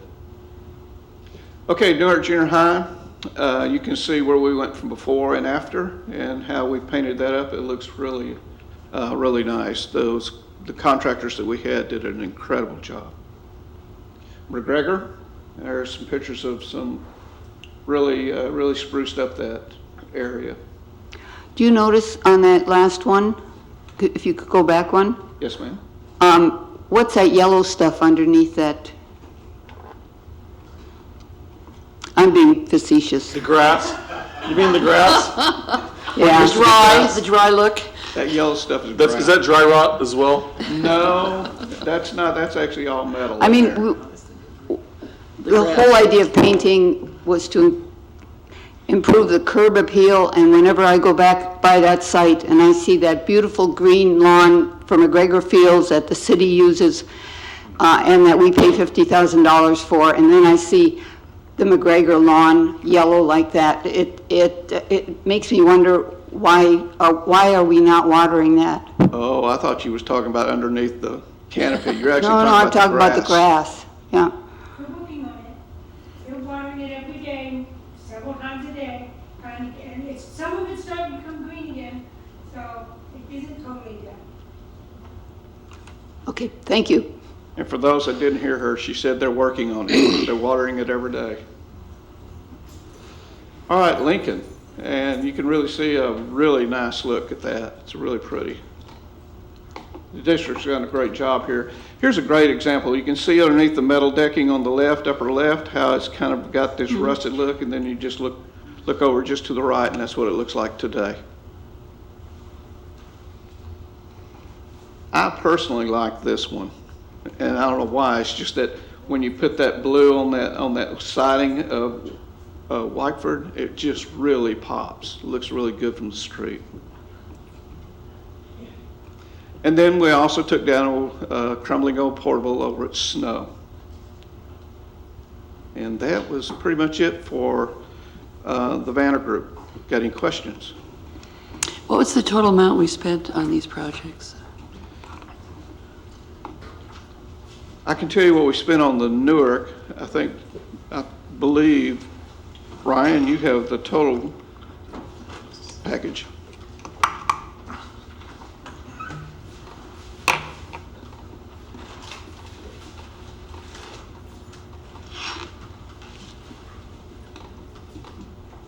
The Russian funding would be separate from the Yes. from the Measure J. I can tell you while he's looking that up, you had a $2.2 million budget for the playground equipment, and it came in at just under 800, just under 900,000. Wow. So there was a pretty significant discount we got through working with the. Great. And that was out of the bond? That's Russian. No, that's out of the bond. Out of the bond? I should clarify. The first group that went in was done with Russian, the ones that were at Graham and Music initially. And then we went to the district-wide, and those were done out of the bond. So there was a split there. The current project, the one he's talking about with the dollar amounts, he's talking about all of the current summer's work, not the stuff from last spring. But that is all bond, that is correct. Mm-hmm. Well, I think the new paint jobs have just done wonders. I don't know if this is the time to ask, but we want to be landscaping. We want to have good watering systems that are at all of our school sites, that aren't leaking and that are efficient. And yet the landscape architect backed out of the contract that we approved.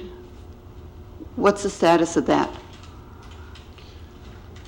I would think that the landscaping piece is part of what Vince is going to be talking to you about here in a minute, about some of the wish list items and stuff that's still remaining that needs to be done. And so he'll probably be speaking to that. So we have completed all the roofs, all the HVACs, all the painting, all the we have completed all the roofs, except for what's finishing at the high school. We have completed all the painting. We have completed all the playground equipment that was going to do. Well, playgrounds are still in process. We still have a few schools who have not received theirs yet because they're still being shipped from But in terms of the budget amount that you have here, you're talking about 900,000 was for the playground equipment? Yes. That's for things that have not been completed as well as those that have been? That's correct. So we have a handle on the cost of that. What do we have left? How much money do we have left? We currently, looking at Measure G, we have, go back one screen here. We have expended $47.88 million as of, I just ran the numbers this morning. We have current encumbrances remaining, so things that have been processed and or ordered but have not yet been paid pending of $2.09 million. And we have a remaining balance in the bond fund of $13.03 million. And so that's kind of where we are as of this snapshot in time. We are still processing additional change orders with relation to the high school and some of the additional unforeseen conditions. I actually found out this afternoon. We're going to have yet another one coming down the pike very shortly for some additional DSA requirements. They have made some modifications, interestingly enough, not to the portion of the roof that's currently being done, but to the 700 building, which was actually part of phase 1. There's been an issue that was uncovered during some of the engineering calculations of the adjacent buildings that we now have an issue because this roof is lighter than the former roof. We are having some overpressurization issues, which causes the roof to bubble up because of the air conditioning. And so they're requiring additional vents to be put in on the 700 building. And so we're getting pricing on that because it's going to a requirement that they're going to have us do before they'll approve the finalization out of that project. That's not too expensive, I would assume, right?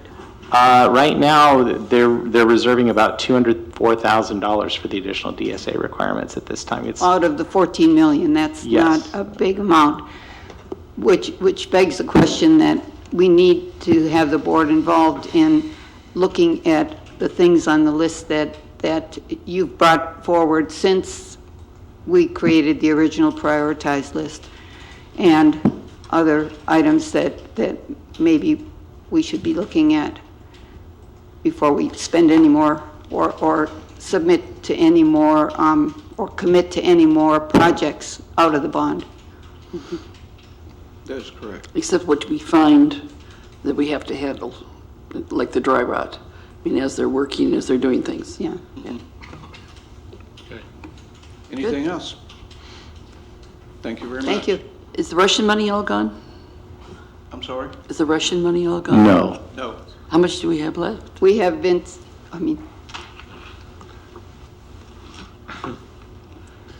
Go ahead, Brian, sorry.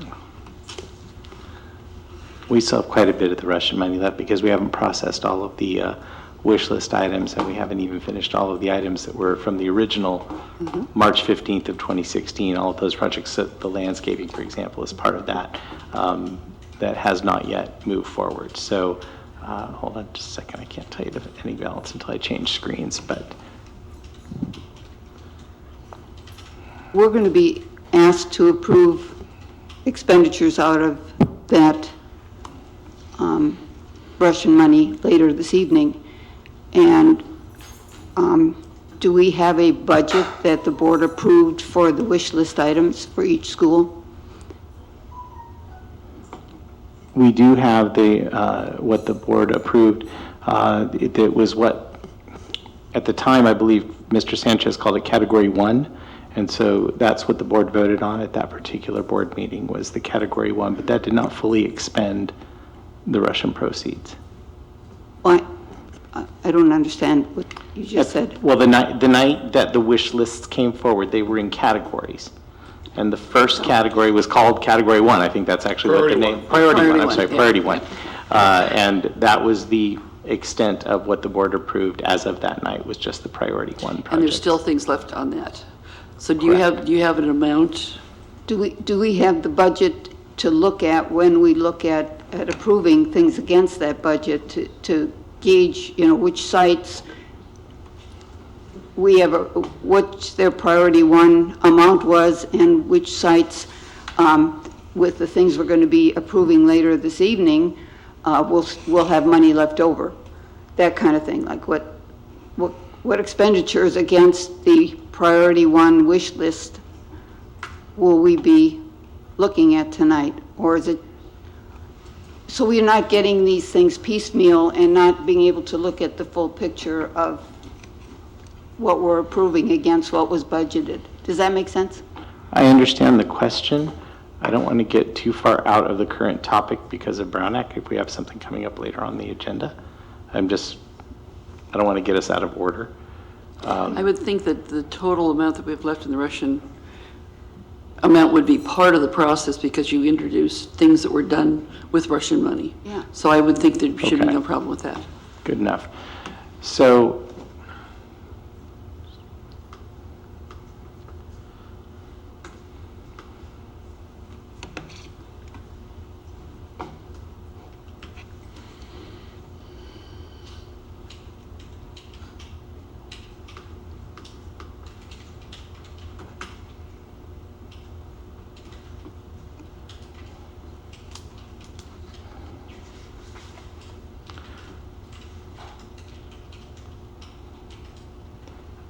So Fund 40 last school year, forgot there's some other money, older money in there I don't want to confuse the situation.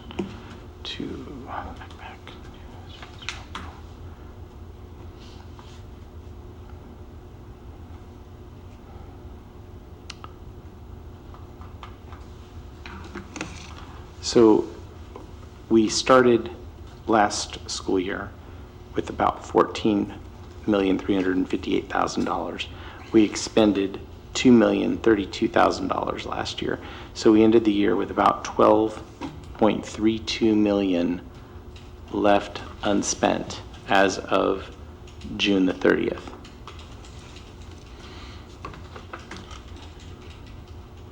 So far in the current school year,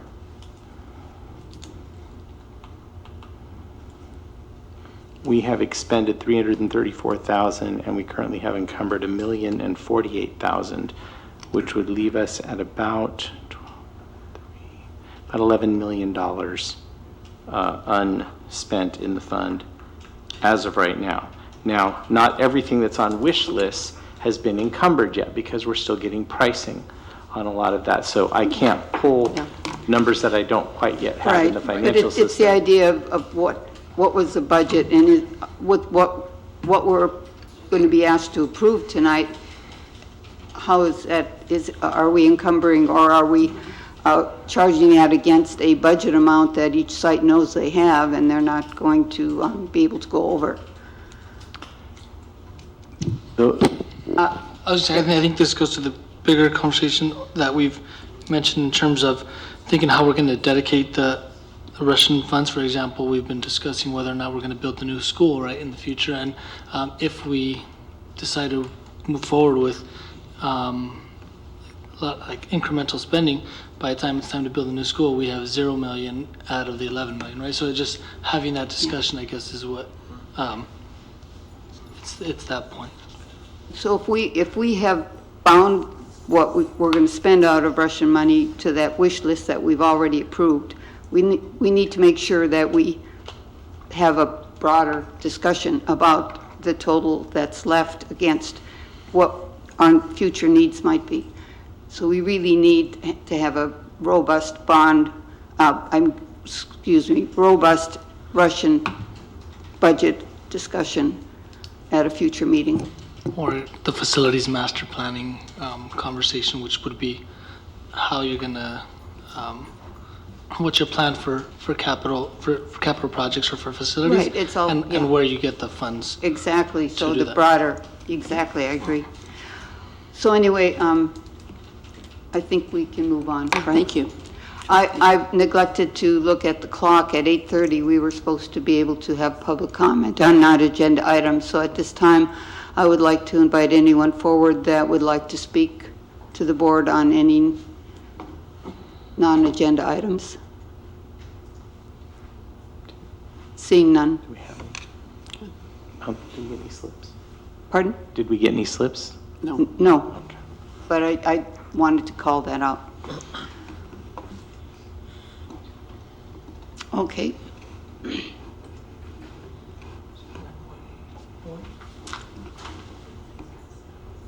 So we moved on to what? 9.1. Public hearing. That's a public hearing on the tentative agreement with the Classified School Employees Association. I'd like to open the public hearing. Anyone that would like to speak to the tentative agreement with the Classified School Employees Association, please come forward. Seeing none, this public hearing is closed. Next, we move on to 11.1.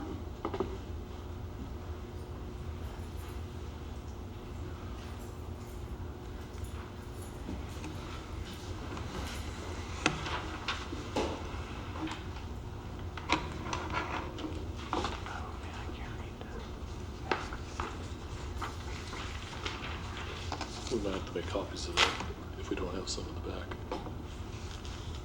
Get my glasses It's here. very small. Yeah. We provide copies for the audience.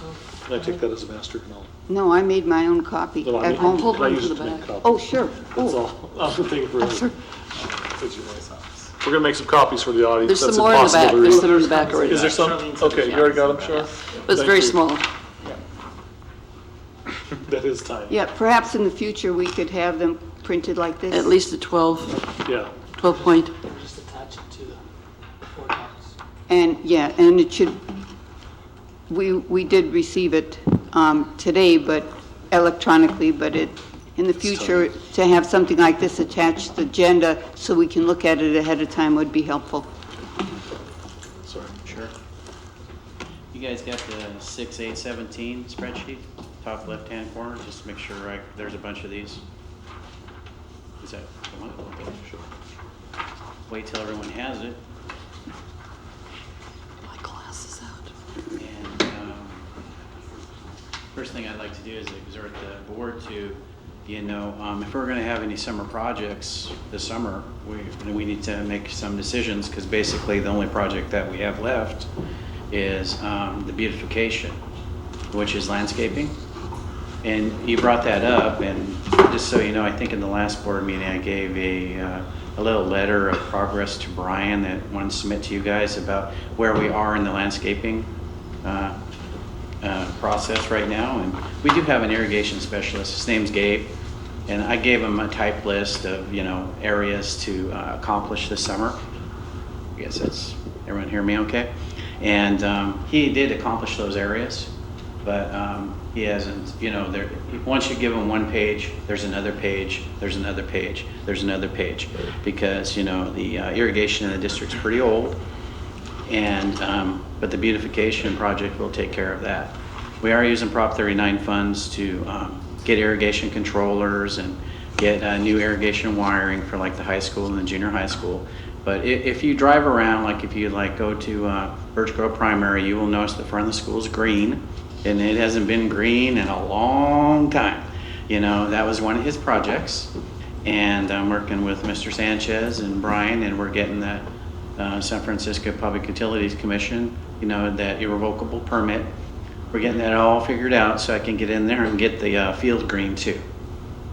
So everything's moving forward, but there's been a lot of issues with the district. Like, I talked to the old irrigation specialist, Mark, and like, you guys may not know that the Gophers ate all the communication wires at the high school, and it's been down for quite a few years, like 15.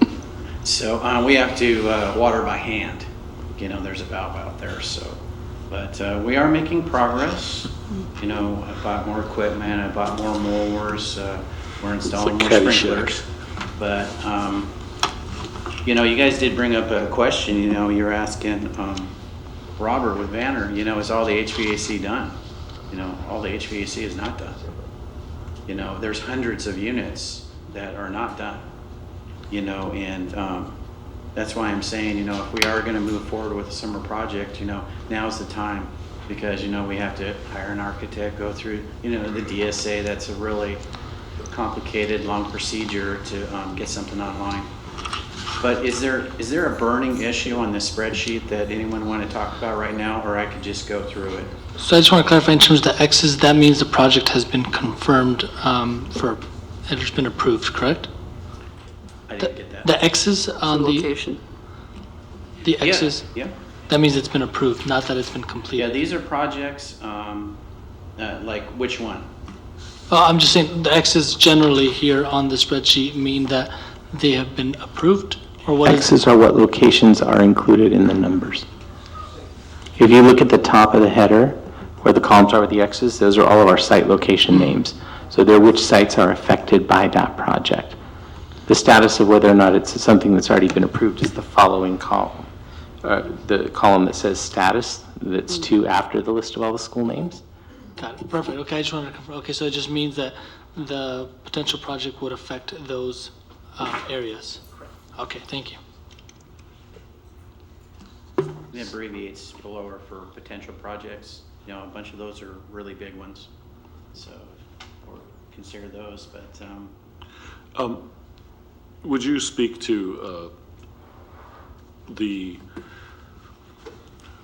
scoreboard at the high school? I know there's been a lot of concern about the high school scoreboard and the status of, just kind of in general. I know we're working on a few things, but we're hoping to have that resolved at some point in time in the future. Can you talk a little bit about that? Sure, I imagine everyone heard that, you know, the first game, you know, the scoreboard didn't work, and the stadium lights went out, you know, one bank. But we did check the stadium lights, and everything's fine with that. It was, I think they turned them on too quickly. You just can't hit them, boom, boom, boom, boom, boom. You gotta hit one, go 15 seconds, hit the other one. And I talked to Rachel about that, and I had her test them again tonight. We tested them for 1.5 hours today, and there was no problem. So we're good for the game this week. As far as the scoreboard, yeah, we did have a small problem, you know, because that's not a DSA certified scoreboard. It was installed by probably Coca-Cola or a booster club back in the day, and we couldn't find the drawing for the footing. And I don't want to get into the weeds here, but we did find a piggyback contract out of Texas that I've discussed with the executive cabinet that we're thinking about moving forward on, and you know, that will, if we decide to go forward with that, that could be like a 6 to 8 week install. Okay. Could I ask a question about the? Sure, ask whatever you want. It's listed as $250,000 budgeted. Is that part of, I recall that being part of the high school wish list. So how much money have we given to the high school, how much to the junior high, and how much to each of the elementary schools to budget for their wish list beautification? This is all outside beautification out of the bond, out of the Russian funds. Sure, beautification, that's just dealing with irrigation and landscaping. As far as like scoreboards, like the high school was given, I believe it's $185,000. So how can they afford a $250,000 scoreboard? Well, I understand. They also have a project that they wanted like $35,000 worth of library furniture. So I was talking to executive cabinet. You know, the $250,000 is like a worst case scenario. The scoreboard that, Shar, did you get those pics I sent you about the scoreboards earlier today? Well, I submitted some pics to Shar, you know, she can review them later. And that scoreboard that's in there is $90,000 right now. And we're projected, you know, the 250 is a worst case scenario because with the footings, you know, if we were gonna go through a DSA process, approved scoreboard, since we did not have a footing drawing, because sometimes people do strange things, and they install stuff, you know, not the right way, we were gonna have to drill a 39-foot deep footing, 2 of them, and you know, the projected cost was like almost $90,000, somewhere in there. So that's where that big number came in. Okay. So what we're looking at right now is to get a scoreboard installed, it's looking about 140. Okay, I think what the board, or at least I'd like to see is a budget for each site for their wish list. Now, we're not talking about other things, just their wish list, and how much each time we come and we're asked to approve something, that gets updated, and what we approve gets subtracted from the budget. So what is the budget for the wish list, and what, when we approve something, how does that impact the I budget? understand perfectly. You don't want them to go over budget. But you mentioned library tables. We provided furniture for only 2 sites, Birch Grove Primary and Birch Grove Intermediate, out of the Russian fund. We did not approve or even target any additional furniture. So I don't see how library furniture even fits into this conversation. It was part of their priority 1 list on the wish list that originally came to the board. It was part of that 185,000. Weren't those limited to beautification, outside beautification? I thought those were what we were talking about. We weren't talking about wish list for supplies or computers or anything else. I don't know that it was done to that. I don't think it was necessarily outside. I think what would help is, I think we do need the I think, first of all, nothing has been purchased above what's been approved by the board. Let's be clear about that. I think the second thing is we can provide exactly what was approved by the board, so it can be contrasted with what's being brought forward to make sure that it's not going beyond the scope of the approval. I think that's kind of what I'm hearing is a concern. And I think we can just go back to that board meeting and we can forward that back to the board. Yeah, so exactly what do we approve? Because it's hard to carry that all in your memory. Exactly, and I think that's the piece I was going to say, that we're missing that document. And I think we approved some sort of language that it wasn't even an amount, it was some sort of language that had to do with equity in terms of per pupil, on a per pupil basis, with taking into account. It was some sort of language like that that we would then get a proposal for, and based off of that. So some schools might get more than other, but it was on the per pupil or based off of an equity. We did the allocation approximation based on that, but we can get those to you guys via email tomorrow. And we did have a meeting with the bulk of the principals, Vanner and I, and we walked through, you know, their priority 1, 2, and 3 wish list items, and we've done a bunch of research, you know, and you know, some of them, like you're saying, it's beyond their wish list funds, shade structures with, you know, the non-fabric tops and stuff like that, and some, you know, marquees. Like the junior high school spent a lot on their patio. It looks great, but doesn't leave a lot of money left for other stuff. So that was always one of the things Brian and I were working on. You know, we didn't want, you know, we weren't going to budget $200,000 and they only got $40,000 in wish list funds. That's just crazy. So, but we can get that information for you. Okay, we can do that. Was there anything else you guys were really interested in? One thing while you're here, just on facilities, I want to clarify as well, is we have a contract with the company, I believe it's called Clark, is that right? Who's the? Pest Control? Yeah, we have a contract with Clark Pest Control. I did contact them today and I asked them to print me out the annual report, and they can, you know, show, you know, Nate's our guy and he goes throughout the district. But basically every site we have, you know, Clark there, because you got to have effective pest control in a school district. So I've, just to clarify why I'm asking, I've been just monitoring and receiving some concerns about what's going on. I've noticed there's some pests going on here and there, and I know that I've asked Vince to ask Clark to provide a report to us of what's occurred at each site. Not only what are the types of things they've done, but kind of what dollar amounts have we paid for prevention and pest control to occur. And then as I'm going to be scheduling a full day or two to be walking through MOT and go out and see some things for myself. But I just wanted to publicly, first of all, announce, because I know I've heard some of that, just in the public domain, that those things are occurring. And that is a concern of mine and of the boards as well, is just that. And I do know that in some initial information, just that sometimes when we treat a problem, we get the pest to migrate somewhere else, and that creates another problem. But I can assure you we do have a contract with pest control, and we'll be looking into that deeper. And Clark's going to be providing some sort of summary for us school by school. So I just wanted to mostly take advantage of this opportunity to address that for the public and just for the board to know that we are looking into that. Yeah, I think especially in the elementary section, only because the little kid sees some sort of, it's a little easy to get. It's easier to get distracted than honestly than a junior high. Even high school kids are just as they'll afraid. get distracted. Yeah, you're right. But and I think a teacher brought that up in terms of the classroom a while ago. So thank you for that. Yes. I'm the ITM coordinator, and with the Healthy Schools Act, it's not optional. You have to do it. And just so you know, we use Clark for the interior of the building, but we use animal damage management for the fields, because we found them to be more effective with ground squirrels and moles and stuff. Does the Alameda County Vector, do they do anything for us? Yeah, we call them vector control, are really handy when you get like a skunk. And like it goes under a portable, they'll trap it for you. They're not really big on killing things. No charge. That's no right. charge. And then they'll take it somewhere else. Sometimes they will, dart the skunk, but They take it to Fremont? yeah. But I'm just kidding.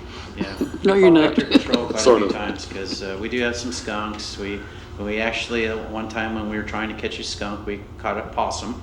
So that was pretty interesting. Then someone tried to rehabilitate it, so, That is way out of the scope of our work. Let's get back to So then this, in terms of highlighting, I don't know if you had a kind of, if you wanted more Q&A or if you had a sort of presentation so I could let you kind of. No, basically I was just going to present this spreadsheet and then go down with it. If you want to know what I think are important hot topic items that you guys need to address for like a summer program, I can give you my opinion. Okay, so I know one thing in terms of that we all got emails about was the Kennedy situation. So just making sure that parents are aware that the process that occurred and what happened in terms of the in terms of the miscommunication and how it played out. So as folks reach out to us or to you, make sure you communicate the same message of this was the process, and that us as the district, because we're responsible for the district and the schools, that we didn't communicate that I think sufficiently to folks on the site, or else they would have known the process and what happened, and not make it seem like we're only prioritizing other schools. No, we're prioritizing based off of the order. Right. Yeah, you can always communicate better. I spent a lot of time at Kennedy communicating, and I've spoken to parents. It's just sometimes the message. Everyone had the expectation that everything was going to be done in the first day of school. Everything was going to be up and running and been fantastic, but that was never the expectation, because the board, approved it June 20th. So to be quite honest, I think we moved pretty fast along. We're almost done in September, and CRSI, the playground contractor, there have been a few bumps in the road, but they're really working hard, and they're working weekends, and I've been here working with them, and we're getting the swing sets up, and I've watched the kids play over there at First Grove Intermediate, and they're just going crazy, and they're ready to hit Lincoln over there in the kinder, but we're just got to get that ADA access ramp going, and it's going forward, and the structures really look great, and from the people I've been talking to, everyone seems pretty excited and happy. I wish it would have been done the first day of school. That'd been fantastic, but it didn't happen. But I'll work better on my communication. Yeah, no, I mean, it's just us as a team to help support each other. It's more because, if you're a parent, you show up, you're like, everybody else has a playground except for my child. That's how it feels, whether or not, like, we know internally, but sometimes a lot of times we get isolated, or we get insulated in our own little bubble, and we just got to make sure we communicate that, whether it's through like a school newsletter. I know we don't have a district newsletter yet, but maybe like figuring out that type of communication so folks know what to expect, and it's coming. and getting ahead of that. One thing that Castro Valley did is, because I always check with the other school district, because there's always someone with a, a better mousetrap. And what they did is they put it on their website, because they install play structures, and they actually put pictures on there on a little, like paragraph little blog, how far they were along. And I thought it was really nice. I guess we could do something like that. Excellent. But just food for thought. But I have people calling me, I have people emailing me, I have people stopping me. I've been communicating a lot because everyone's so excited, and we're getting there. I think that would be a really good idea for any of the construction we're doing. For Vanner, it's the kind of thing that if they see the kids can't go someplace, or they have a meeting they can't go, or they can't be summer school at a site, everyone loves to see things improve. And so that would really be a nice piece to addition to our website. I think whenever we encounter a delay, like the expectation by the parents was that they'd have these structures by the first day of school. So whenever we encounter a delay, something on the web like you're talking about really will get the information out early so that they don't come to school the first day of school and are disappointed. So yeah, they actually did the whole construction update on that website. It's really cool, and they used the word that all construction managers use and all maintenance guys: unforeseen conditions. Because they were actually moving portables around. But I thought it was. I like to watch the other school districts because they have clever ideas, and you can always glean something from someone. From you, I would love to have, as we get into our budget reduction or savings, anything that you see would be ways or things that we could spend our 13 million that we have left, 13 plus million that we have left, to generate money in long terms. So I think we have talked about solar, talked with someone from the water district about accessing non-potable water, a number of things. And so any ideas that in your head, if we throw it around, it may work. And I know these are things that you do within staff, but I'd like to be kept abreast of that too, because I think that the more that we can do to generate savings, the smaller that deficit's going to be. And I think that you were saying that we have HVAC things that have not been done. It was my understanding that this was going to take care of it. Now, there's going to be a certain amount of maintenance that has to happen after 5 years or 10 years. I understand that. But, in terms of long-term planning, we do have a new school that we are going to be looking at creating. So what money we can save for that, we need to get to this. And so it would be really nice to have it stuff. It's got to be just basic what we need to have. And if we can figure a way of saving money on water or electricity that involves some sort of an investment. If I may, I think that kind of the sequence of events, at least in my recommendation, is once we're able to solidify our general fund challenges, that the next item on the plate is really this idea of facility revitalization, facility master plan.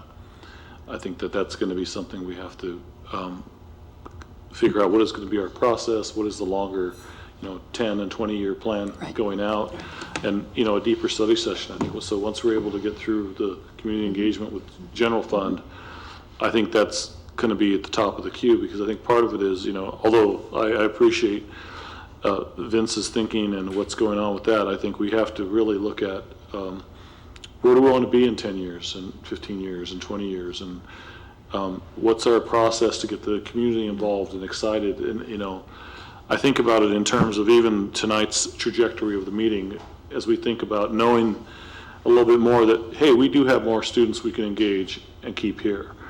And we do have some people that are with us, and how would they have input into this longer range facility master plan? I think that's really the larger picture of where we need to do probably a deeper board retreat. And I think that's kind of what we agreed. We would wait until we get past our big challenges, that's the highest priority, and then come back together with a full board retreat to really look in depth at, okay, knowing what we know now, after doing further demographic study and capture rates and knowing what has resonated with our community, I think that's kind of where I see the sequence of this going before we go off into, you know, I guess what I'm saying is I want to make sure we have all the pieces fitting together in a more cohesive way, so they're more coherent. And I also agree, I think we need to really look at solar one more time. And maybe it's not the idea of hiring a contractor. I mean, we buy our own and we just pay to maintain it, but then we own it, we get all the savings. We don't have a third-party pass-through. There may be other solutions that we haven't explored that don't involve somebody outside. But we got to weigh all those, and as a board, you give us some direction. But so I'm going to kind of fight that urgency or that intuition to try to take it on now. I think if we keep our focus on the general fund, I think my recommendation is get that next in the queue in front of the board. Thank you. Thank you.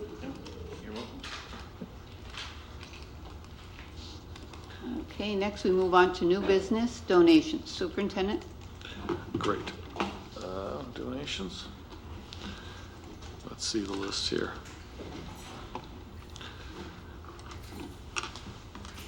Do you want me to read through them and then we'll take turns, or how do we usually read them? Sure. I'll go first, since there's You can read the whole thing, just read Okay. it, yeah. Okay, donation of $180 to Newark Junior High School. The donor was Your Cause LLC, trustee for PG&E Employment Giving, no purpose specified. Donation of $120 to Newark Junior High.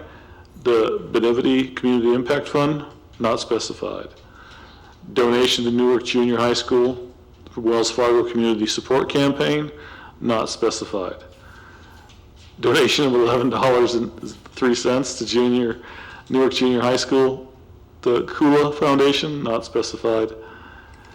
Newark has been asked, they've been getting some good donations, I'm glad to see that. A donation of $300 worth of fresh fruit and pastries from Artiaga's. And that was really in great support, in collaboration with our board members, Mr. Rodriguez, Member Crocker, Member Thomas, and Artiaga's for their donations personally, is on top of the $300 from Artiaga's for our kickoff for NUSD. So thank you to them for our welcome kickoff for our employees. A donation of $7,423.50 to Lincoln Elementary from Lincoln Pals Club, which is huge. Thank you so much. And specified purpose is library clerk's hours. So I would entertain a motion to accept the... So move. I'll second, or you put motion, unless you motioned, I'll second it. Okay, please vote by raising your hand. 3 ayes. Is Mr. Rodriguez on the line? No. Okay. He is watching online. Okay, next we move on to cafeteria tables.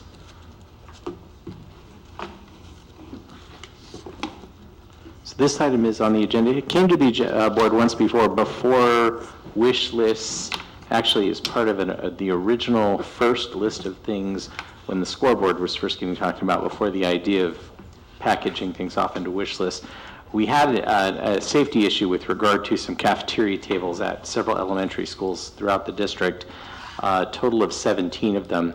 At the time, the board did not take any action on any of the items because it came back in the form the following January of the site wish list for everything that they were requesting. This original request didn't actually come from any of the sites individually, but rather from the M&O department, because what is broken on the tables is now to the point that it's causing safety concerns for the custodians trying to put them back and put them down, because what's breaking on them is making them unable to be stored properly. And so this is more for an employee safety issue than anything else, that the tables are just not, because they've dilapidated to the point that they currently are, they're not able to be stowed properly, and we do need to replace these. We had originally proposed these out of Russian funds. It's not part of the wish list. It's not part of anything else. The total wish list funds that were approved by the board was about $636,500. But this $24,000 item was not originally part of that wish list. It's just completely outside of that, as it was something that came forward as a safety item from the M&O department. Do you have any age on these tables? Do you have any idea when they were purchased? Vince, are you still in the audience? Do you know how old the cafeteria tables are that we're looking at replacing? 20 years?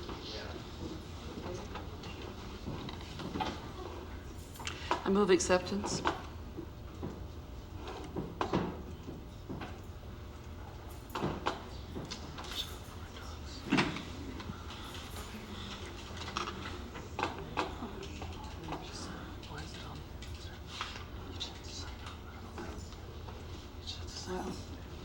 Or you can just go to mine 4 times. Okay, I'm having trouble. I lost my agenda, so I'll read it off the screen. Okay, I'll just do it that way. Okay, thanks.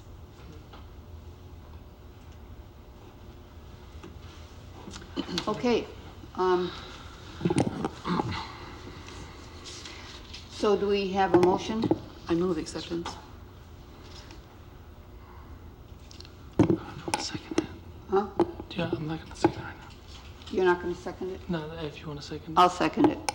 And then Okay, I'll is there discuss. any discussion? Yeah, so here's my thoughts. So, again, in light of kind of what we're talking about of like not planning and figuring out how we're spending money, for me, I'm going to support it because, as you mentioned, it's a safety issue and safety's first. However, I really want to note that it's really frustrating that we're using Russian funds, given that. So what if we hadn't sold Russian? How are we going to address these safety issues that are affecting our children, right? This should be part of the general maintenance plan, or we should have some structured way for us to pay for these things. So it's just a little frustrating that this, at least what I've noticed in terms of what ends up happening, and this is why we're in the deficit in the first place, I think, is because you're using, or we're using, resources that are one time, and then 10 years from now when we have another 20 tables, are we going to rely on another property that we potentially sold? Or it's just a little frustrating, but I am going to support it because it's a safety issue. However, I just wanted to note that because it's part of our predicament, I guess. And I'd like to echo your comments, Mr. Anyway, I could say the same thing about the HVAC. When we came up with the bond, we said, okay, we're going to have to update HVAC, and we said, these are the units we're going to have to update. Now we're hearing, oh, wait a minute, now some of the other ones that we didn't update are going to need updating. Well, we might not have a bond. It's the deferred maintenance that needs to take care of the ongoing fixing and replacing of items like HVAC units. We can't just say, well, we'll wait until, the schools have no more air conditioning or heating, and then we'll go and beg for another bond from the community. We have to plan ahead for these things, and I think, Mr. Preciado's comment is exactly germane to the cafeteria tables. That is routine repair and maintenance, or deferred maintenance. We don't have a deferred maintenance plan. We haven't had one for years. And I thought that was a mandated requirement by the state. You might recall that several years ago, the state defunded the deferred maintenance program, threw it into the Tier 3 categoricals, and then rolled it into the local control funding formula and eliminated the program completely and just threw it into the base. Further, the routine restricted maintenance funds, which traditionally had been at 3% of general fund, were reduced down to 1% when that became the minimum. We never got fully down to 1%, but we did reduce all the way down to just what they absolutely had to have for operating costs, and have continued to operate in that mode since. We are right now at about 2% of general fund expenditures. We will eventually have to get back up to 3% by 2020, 2021, but the department is operating at roughly 2/3 of its capacity in a year in which we're actually fully funding at 3%. Now, we could potentially accelerate going to 3%, but it would be that much additional we'd need to reduce out of other departments to be able to increase that contribution from the unrestricted general fund prior to 2020, 2021, if we're going to incorporate those expenditures back again that were taken away through past cuts. Yeah. So in 2008-9, we had the huge cut that resulted in that, but now we have the increased costs for STRS and PERS. We have to get ahead of the bubble because we have to have safe places for our students to attend school. So should we call for the vote? Yes, I call for the question. Please vote. 3 ayes. Okay, the next item is 3-course integrated pathways for high school science. Good evening. This evening, we come forward to share information and also ask for your support of our recommendation. You may have noticed that our district has actually been working on science pathways for the past few years, and it's all been through teacher leadership and also in collaboration with Ms. Leonora Rebasuda, who's helped to facilitate it, but also our partnership with Bayside, with Lawrence Hall of Science. So this evening, I have with me Mr. Daniel Johnson, our department chair at Newark Memorial High School. We have Ms. Debbie Sexton in the back supporting us, and this evening we come forward with our recommendation, but also some background. So I want to start by just talking about what course pathways are for high school science. This is very similar to some of the action you took this time last year with mathematics, if you recall. Districts are being asked to, as we're making the transition to the Common Core with the next generation science standards, is to really start to study and look at our pathways. What the state has provided us is with 2 options: the 3-course model, which is on the left, which speaks to the integration of of life science into the science pathway model. So we have Living Earth with integrating biology, and earth science. Chemistry in the earth system, integrating chemistry and earth science. Physics of the universe, integrating physics and earth and space science. So you see a theme. It's the whole integration. It's looking at next generation science standards. The other option, the 4-course model, is on the right. That looks a little bit more traditional than what we're probably used to. So I want to first speak about the vision of the science education in Newark, and we thought that this quote really spoke to some of the work that our teachers and our teacher leaders are doing, and it's that we nurture the development of students' curiosity about the world around them, their concern about the environment, their ability to think critically and value collaboration and evidence. That's key with next generation science standards and with Common Core. Newark students engage daily in next generation science standards, science and engineering practices using hands-on, inquiry-based curriculum to foster STEM literacy and scientific habits of mind. It's a mouthful, but to break it down, it's exactly our kids doing real world problems in their classroom, our kids doing ROP, our kids branching out with the science pathways so that they can be ready for careers that have not even been invented yet. And so that's really the work of looking at this pathway. So I'm going to speak a little bit about the leadership committee. As I said, the last few years, we've had the department, the science department, and also this last year we had the McGregor staff also join the work. It was a committee of elementary, junior high, and high school teachers, principals, ed services administrators that were meeting to make recommendations for implementing the NGSS, the Next Generation Science Standards K-12. And this is, again, in partnership with Bayside, with Lawrence Hall of Science. What this leadership committee does as we work with Bayside is look at identifying existing assets and needs, brainstorming ideas from transitioning to NGSS, and prioritizing steps. We're building on this work. So what we heard is that we have leaders already in our district that are really working and have their hands on with NGSS. As we start to look at even how do we bring aboard our elementary science prep teachers to do this work? We've started that collaboration and having some breakout sessions for them to do that work. We look at what our junior high department is doing, but what we're doing tonight is actually almost backwards mapping as to what the science pathways will be at the high school. So I'm going to ask our science department chair to take us through the next slides, which again is going to build what currently exists and how some of this will look different with our recommendation at the end of the night. Hello, good evening. So what we're seeing here on this first slide on the left-hand side is kind of the current landscape for Newark Memorial Science. This is your average pathway that a student would take, and only the 9th grade year is defined. All 9th graders take biology, but as they enter into their 10th grade year, they have the option of taking chemistry or physics to fulfill their physical science laboratory portion of their graduation requirement. After that, when they move into 11th grade, they might take physics or chemistry, depending on what they did as a 10th grader. They have the option to take electives such as anatomy and physiology, sports anatomy, or they may move into AP classes, being AP biology, AP chemistry, or physics. There are some 10th graders that do take AP biology. It's a rare breed of student that's ready for that, but some do.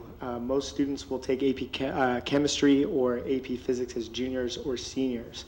And we also have an MCA science portion as well.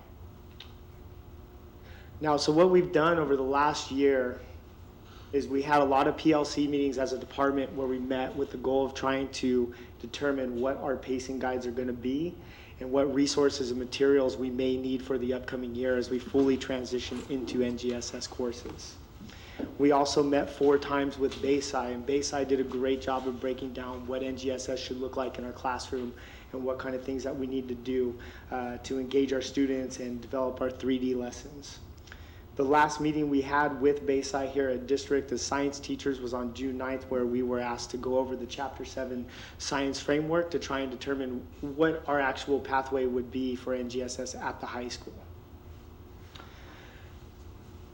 There's a lot to put into an NGSS lesson, and so one of the things that they emphasized is this 3D learning element where we have our science and engineering practices.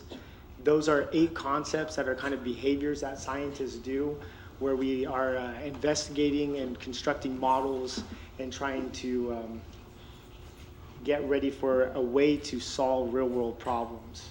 We're also introducing cross-cutting concepts. Those cross-cutting concepts are applications that scientists use to analyze data, such as looking for patterns, cause and effect, as well as looking at structure and function. Lastly, we have our disciplinary core ideas, and those are basically the 4 major domains of science that we're looking at, being life science, physical science, such as chemistry, physics, and earth-space science. So this is the model that we decided to move on. There's a lot more standards in NGSS than were in the current California state standards that we were using. There is no way to teach them in less than 3 years, so we're moving into what we'd like to do is 9th grade living earth, 10th grade chemistry in our systems, junior year physics in the universe. And what these 3 courses would have is the earth-based science standards embedded into them, making it so we don't have to create a 4th course. This course here that we are teaching, they would all implement the current performance expectations that would be tested by junior year for science, as well as hitting all our SCPs, our DCIs, and our cross-cutting concepts. Over here, this is just an outline for how we're trying to structure our instructional segments as we generate our pacing guides for NGSS, focusing on flow, guiding questions especially, trying to also work in Common Core standards for math and English as well, and trying to fit it all together and, again, show students a way that what they're learning fits in with the world around them. So this is going to be a good change for us moving forward. And before I go to the next slide, I do want to point out that what this looks at is how do you integrate ELD connections? How do you look at the literacy, reading and writing across the curriculum? I think what we're looking at is that we have teachers that are now doing very deep lesson planning with support of certainly Bayside, but I think what you're seeing is our teachers are really reinventing what these courses look like because we have to make a change. Because as Dan said, it looks very different than the previous science standards. So why implement the 3-course pathway? It's aligned with UC and Cal State CSU recommendations and is A through G compliant. There we go. It is a discipline-specific model, which means that our students are unpacking the standards, our teachers are going deeper in their own professional development of working with the NGSS. We have availability of resources and materials from publishers. So this is the work that's going to continue, right? So we look at what is going to be needed, but a lot of it is really teacher time with reinventing some of these lessons and working as a team. There's continuity across districts in Alameda County. The majority of the school districts are actually going through this to the same pathway.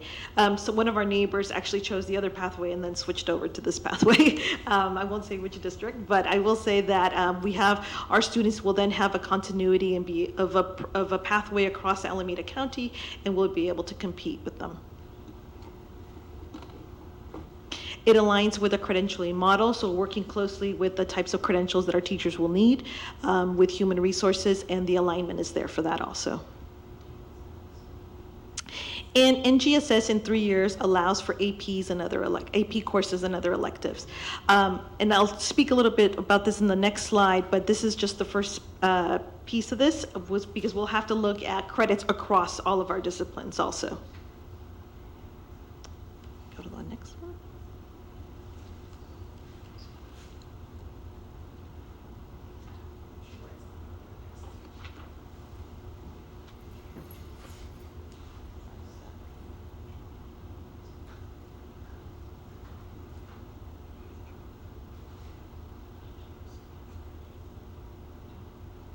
I don't have my glasses, sorry. Thank you. So the road to NGSS and the alignment. Here's what are going to have to be our next steps, and that's for the work of this year. It's going to continue to work with our whole Department of Science and with our McGregor staff. And it's looking at aligning the lessons with the instructional segments that Dan brought up earlier with the 3-course model. And it's basically integrating earth science across the subjects. We're going to have to inventory our resources and create a needs assessment of resources and materials. What currently exists, what do we build on? And then it's looking at technical assistance sessions with the Bayside consultants, which is continuing work. And as we're trying to see is that our teachers need that support in discipline. I'm not a scientist, I don't have the background in science, but what our teachers are doing is that they're actually getting around the table with scientists and with folks that have this background to actually create these lessons. And so it deepens their content knowledge about these subjects. We're going to look at how this will work with new junior high and with the 6th grade, bringing in our partners with our prep teachers, our science integration specialists, and then looking at creating a work group to review the high school graduation requirements, because that's really what's going to be next on the table. I know we've spoken about this before. We have to see what is the number of graduation units that we would have to look at. We would have to look at new board policies to support this. So that's all work that's going to be coming up in the early spring. But I wanted to give a preview that as our teachers are deepening their knowledge around this new pathway, there will be some other pieces that will go with this in terms of credits that are going to be needed for graduation, and it's on a phase-in model. So what are you hoping to have us do this evening? So this evening, the recommendation is to go with the 3-course pathway and to accept our recommendation, and then that will allow us to continue the work. We would come back at a later time, or I would probably come back at a later time with graduation requirements and also working deeper with our high school teachers. And that would be a cross-section of all high school teachers. Right now, is this not in place? No, currently right now we don't have the 3-course. We have 2 courses. Well, you want to speak a little bit about that? So currently there's just the 2-year graduation requirement, 1 year of life laboratory science, 1 year of physical laboratory science. So we would be moving away from that. In order to teach all the NGSS standards, it would be moving to a 3-course pathway. So it will be lab? Yeah, they will have the A to G requirements. Is geography included in this, or geology, either one? Yeah, the geology is, and the earth space science, that's embedded into the 3 courses. Geography does not. That's no, social science. Social science, yes.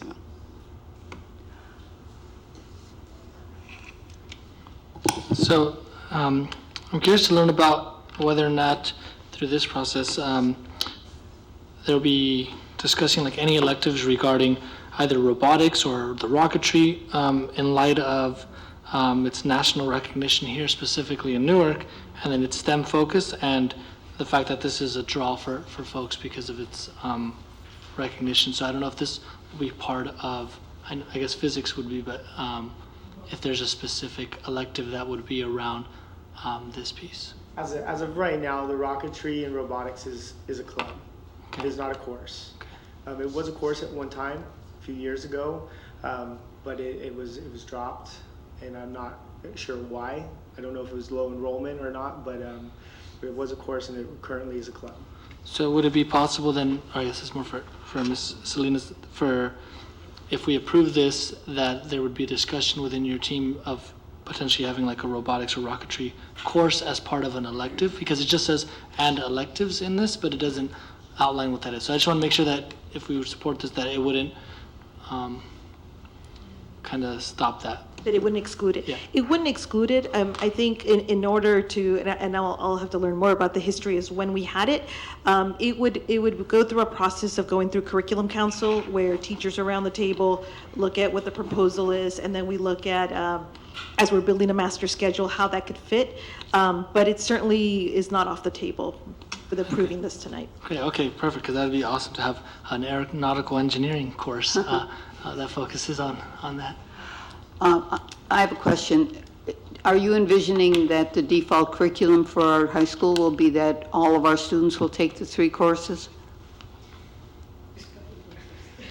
That is the current plan, yes, but then we're also looking at potentially creating an alternative pathway that would be AP focused for students in the AP sciences, being AP bio, AP chemistry, AP physics. So that's what they would take the first 2 years and then branch off and have kind of a repeat with the chemistry, or how? So right now, some of the things that we're seeing schools doing is they're adopting the 3-course pathway, and that's just for every student there, and then they're taking some of the other science motivated students and placing them kind of in an all AP pathway, and that would not put them in the 3-course pathway. They would then, like I said, like freshmen be AP bio, sophomore AP chem, junior year AP physics.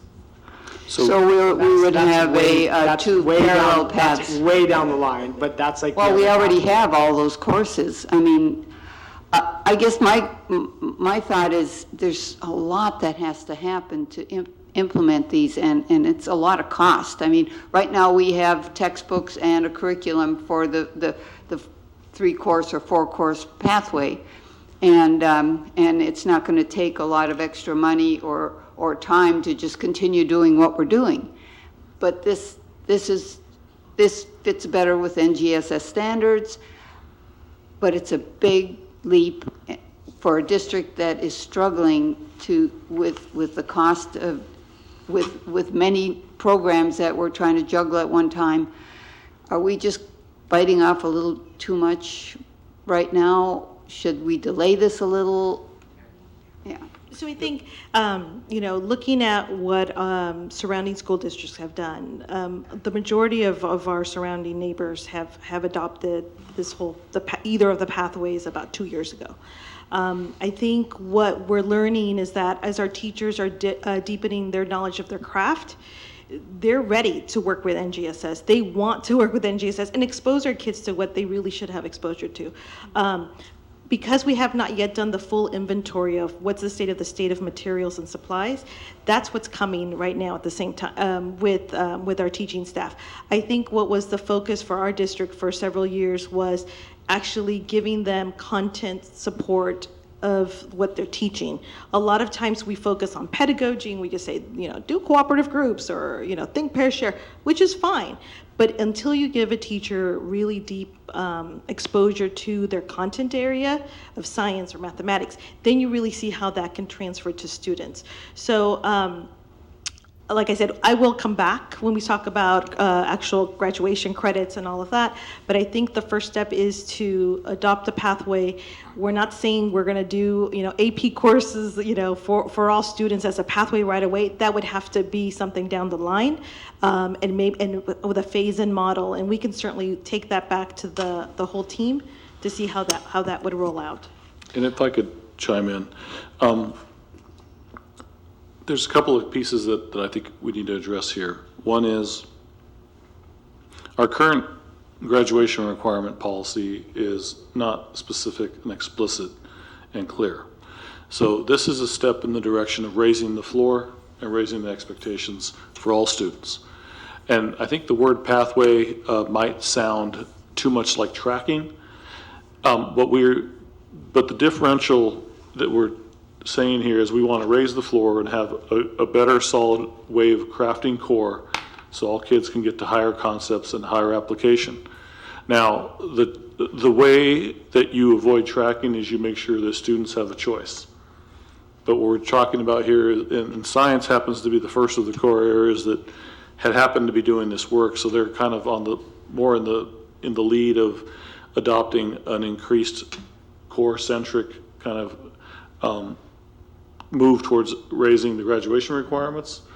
And that's something that would have to occur over a 4-year implementation, just in general, if you change the graduation requirements. So I think that's the big piece of what is on the table is science enough that it's so important in our area, in the Silicon Valley, if we want to move towards being a STEAM district and STEM district, is it so important we should make it a 3rd-year requirement in the graduation requirements?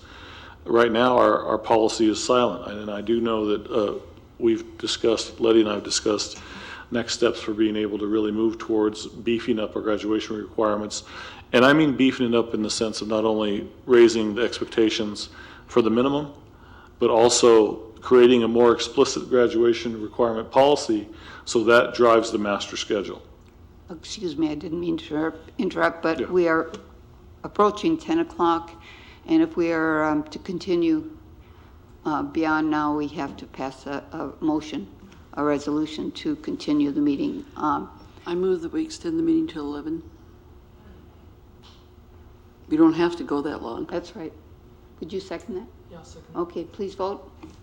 Okay, the meeting is extended to 11. Okay. And one last piece. One of the key elements of STEAM and STEM education is this idea of the tell me the term you used. It wasn't a crosswalk, but it was The cross-cutting concepts? Cross-cutting concepts. The cross-cutting concepts become very important in this discussion relative to math and science. And I think as those cross-cutting concepts are more explicit and identified, then you have kids getting an extra dose in math class and an extra dose in language arts class and even social studies, if we look at that as another core area. So those concepts would be concepts that are reinforced in those other areas, whether it's order of operations, whether it's scientific method, whether it's ratios and proportions. Those are things that can be applied in different themes. And I think that's where I think there's going to be the common anchor point for all core areas is going to be some of those cross-cutting concepts. But are we pushing forward with science first? Probably, because they're more ready for it. But I do think this will have longer term implications as we start beefing up the raising the floor, if you will, of expectations. And just to talk about master schedule briefly, as we define what we want kids to know and be able to do and create 3 pathways, if you will, one that is associate's pathway or certificate pathway, one might be associates, one might be a 4-year track, CU, UC, A through G preparation, then the differential between those pathways is not a counselor telling them what they have to take, as much as it's a student and parent sitting down with someone at the school saying, okay, this is what my kid's really strong at, this is the path we want them to be on. And I think where this will end up coming together is in the sense of making a lot of sense is going to be an updated graduation policy, graduation requirements, and a course catalog that maps out those course of studies for kids so they have a guide in how they get through high school? I see we've got two things going here. Number one, we've got a different approach to science courses. From my perspective, that's the approach that always should have been, because the good science teachers did that. They did it 50 years ago. And it's explaining life, and kids that are interested in how life functions would have an interest in that. And so there's an automatic interest level that's there. The second piece is the graduation requirement. And I certainly am very happy with the first. The second, I think we've got more discussion to do because it impacts a whole number of things. Whatever is offered the kids in terms of science should be that approach. And I don't know that the 3-course versus the 4-course is any different in terms of having a different approach or teaching the science teachers to approach their discipline in this sort of unique way or this realistic way from my perspective. When we look at McGregor campus, you're talking about life science and physical science as being a 3-year kind of thing, which is, again, approaching it, but in not quite the structure that you would have in the three science courses in the high school. So I'm perfectly happy with going the 3 if that's the approach that you want to go, because we do have AP. So people who want to go 4 years, there's certainly a structure there for them to go. I'm not quite ready to say that we need 3 years of science. It's not that I would not want my kids, if they could do it, to do it. I bet we have a comprehensive high school. And I think we always have to keep this in mind, that we have a whole student population, and there are things that people need to be taking that in addition to what is offered in science or in math or in language. And we are educating the whole public. We're not just educating the 4-year college kids. And I think that that's something to keep in mind. But the approach, I think, is marvelous. It's what we should be doing. And so whatever cost it is, that's fine. We'll need to work out what we have to do to take care of costs for any class in terms of supplies. Whatever we need to do, we can do. But I'm Finish. I didn't know, are you done? Yeah, no, I'm just saying that the graduation requirement is a whole other thing. It's just, my thoughts, and I would respectfully disagree with that piece in terms of, I think that it's important to raise the floor, and as someone who experienced the tracking, understand how even the effects of, it's like, oh, what class are you in? Are you in the smart class or are you in the dumb class? And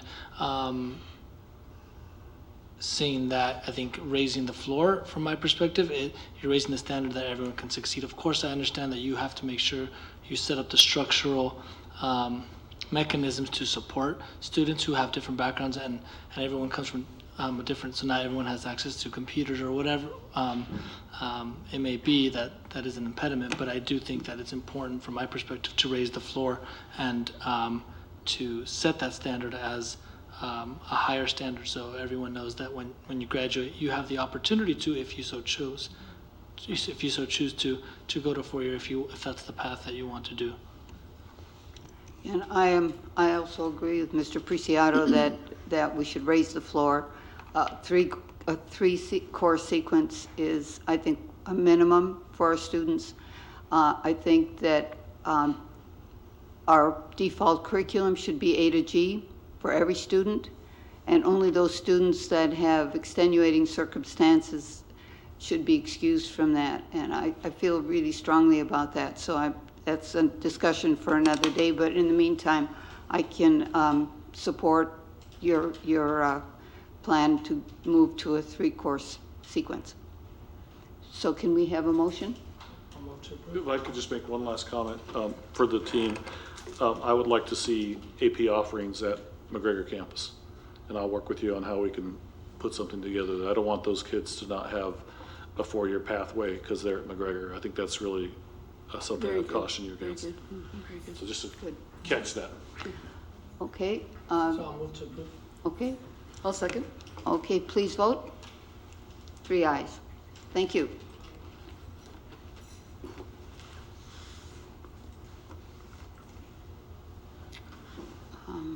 next we move on to 12.4, which is Community Day School Continuation School.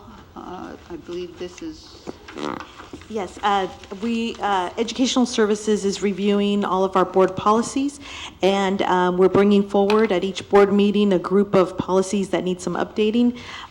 They are marked appropriately with CSB, California School Boards Association, recommended edits, and also the administrative regulations will have some of our newer edits, but also for discussion tonight or for input if you would like to make any recommendations. I had, this is Community Day School, Community Day the AP or? 6185. Yeah. Do I have a motion? I move. Okay. And Okay, I'll move. I'll second, okay. Please vote. Okay. The next is 6173,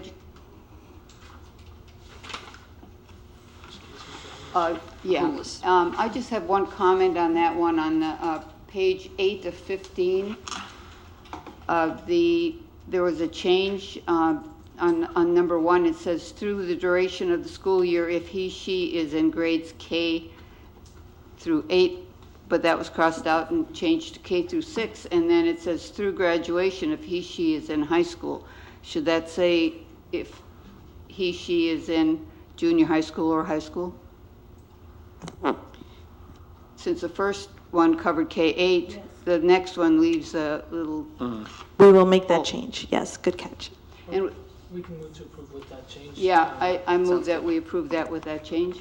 So just to be clear, it's the K-8 change or the change about through graduation? So bullet point 1 or 2? It's bullet point 2 to include the junior Well, high school. it actually talks about 2 different groups of people. I don't know that it needs to be changed. Because it's talking because of our structure, we're K-6, and our secondary is considered 7 through 12.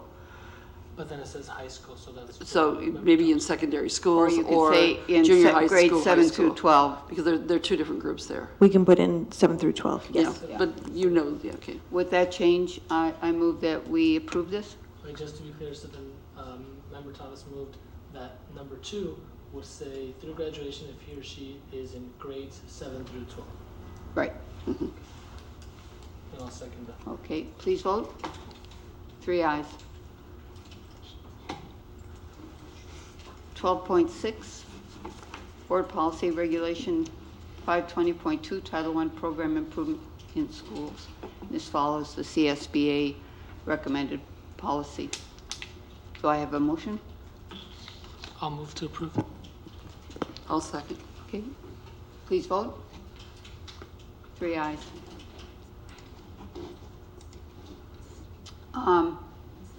Curriculum Associates Agreement for iReady, 12.7. Could we have staff speak to that, please? Yes. This evening I bring forward a contract with the company iReady. iReady was identified last year as a benchmarking diagnostic tool for our K through 8th grade students.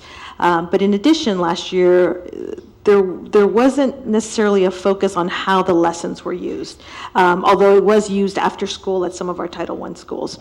What we're doing this year is a little bit different. We are using this as a supplemental software tool for 3rd through 6th grade students so that they can have a differentiated learning experience, either acceleration or remediation intervention support during the school day.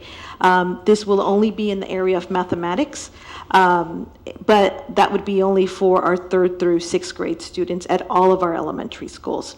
In addition, we want to continue with getting some data on our students, and that would speak to continuing to use it as a diagnostic benchmarking tool for kindergarten through 8th grade in literacy, language arts, and also in mathematics. So we come forward with an amended contract that really speaks to the need of mathematics. a little bit about, and I appreciate that our data is still embargoed, and I was hoping that we could have had more of a public presentation of our data. But what I can say is that we are continuing to look at mathematics as an area of growth and need for our district. Speaking with our principals and looking at how iReady can support as we're making the transition to do an adoption in the future for mathematics. This is almost just really truly a supplemental tool for our students. Our hope is that as we go through the adoption process this year for mathematics for next year, there really won't be a need to have this supplemental tool because our teachers will actually have tools that they can use that are aligned to the standards. Now that the state is ready with an adoption, or I should say curriculum that will speak to the needs. So that's new for the state of California. But in the meantime, we felt that this tool would be a supplemental tool for our teachers. So are you saying that we are going to go through a math adoption and away from what we already have, which is Eureka, what is it? So currently we have Engage New York, and that is, so yes, so in outlined in our LCAP, we are going to go through the actual process of an adoption process, but not for this school year. It is for the 18-19 school year implementation. But in the meantime, and as a result of looking at our data, we need a supplemental tool for our teachers. You know, I noticed that's $45,000 for the instructional tool, and that's a lot of money, and with our deficit spending, and are teachers going to be using it judiciously? I guess I'd say not as a substitute for their instruction. Yeah, this is truly a supplemental tool. We also are using some of the LCFF funding, but also some Title I funding.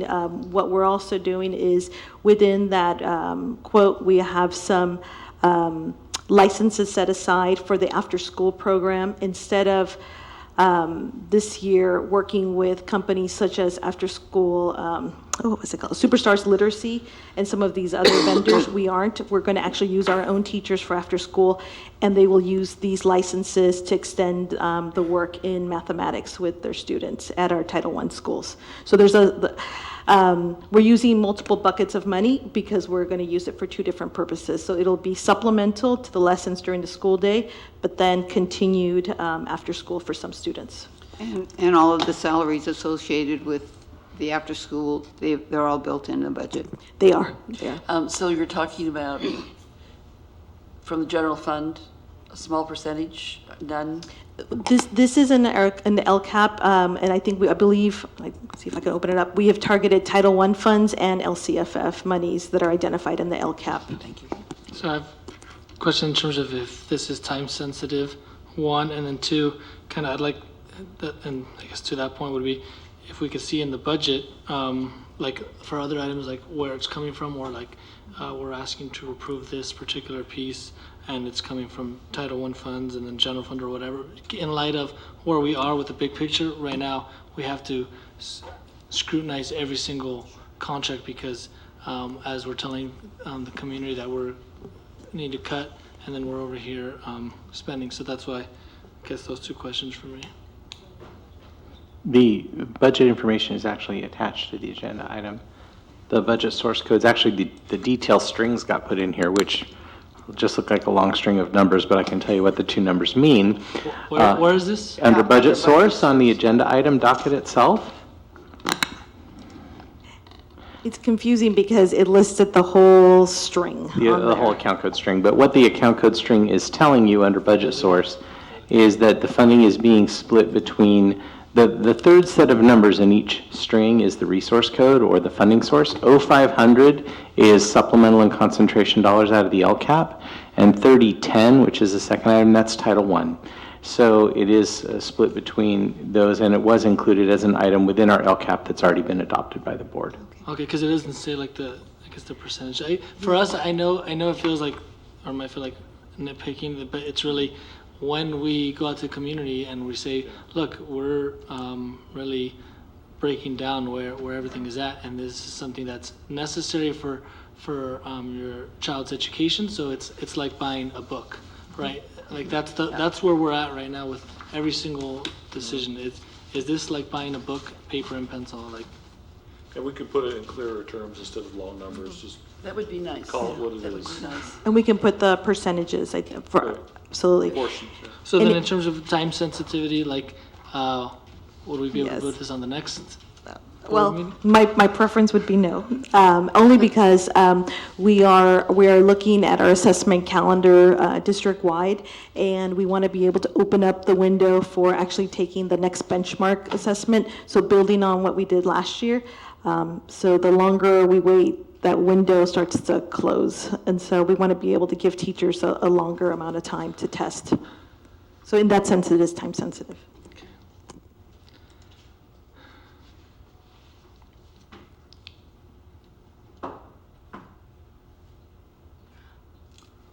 Any other thoughts? Go ahead. Would you like to make a motion?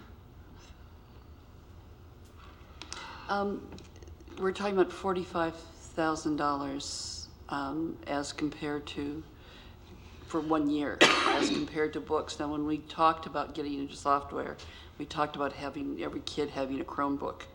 That was one of the concerns, is that the cost of licensing for the software becomes very expensive. And what kind of handle do we have on that for, I mean, this is math, this is just one piece. So we had a big sky, we wanted it to be bigger, but we were also realistic. And so although this is a very large number, we did work with this vendor to cut it down some more. We asked our principals what truly will be a supplement to instruction. It was math. What grade levels will truly be in need of this supplemental tool, 3rd through 6th. So we kept cutting it down. The professional development that is typically tagged on this as a limit, another percentage, another amount of money, we cut it out.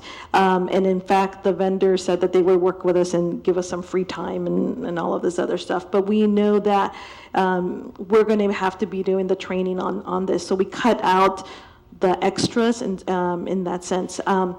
This is paying for one license. What this breaks down to is individual licenses for kids. We thought because at our Title I schools, they will also use it in the after-school setting, it was meeting that need.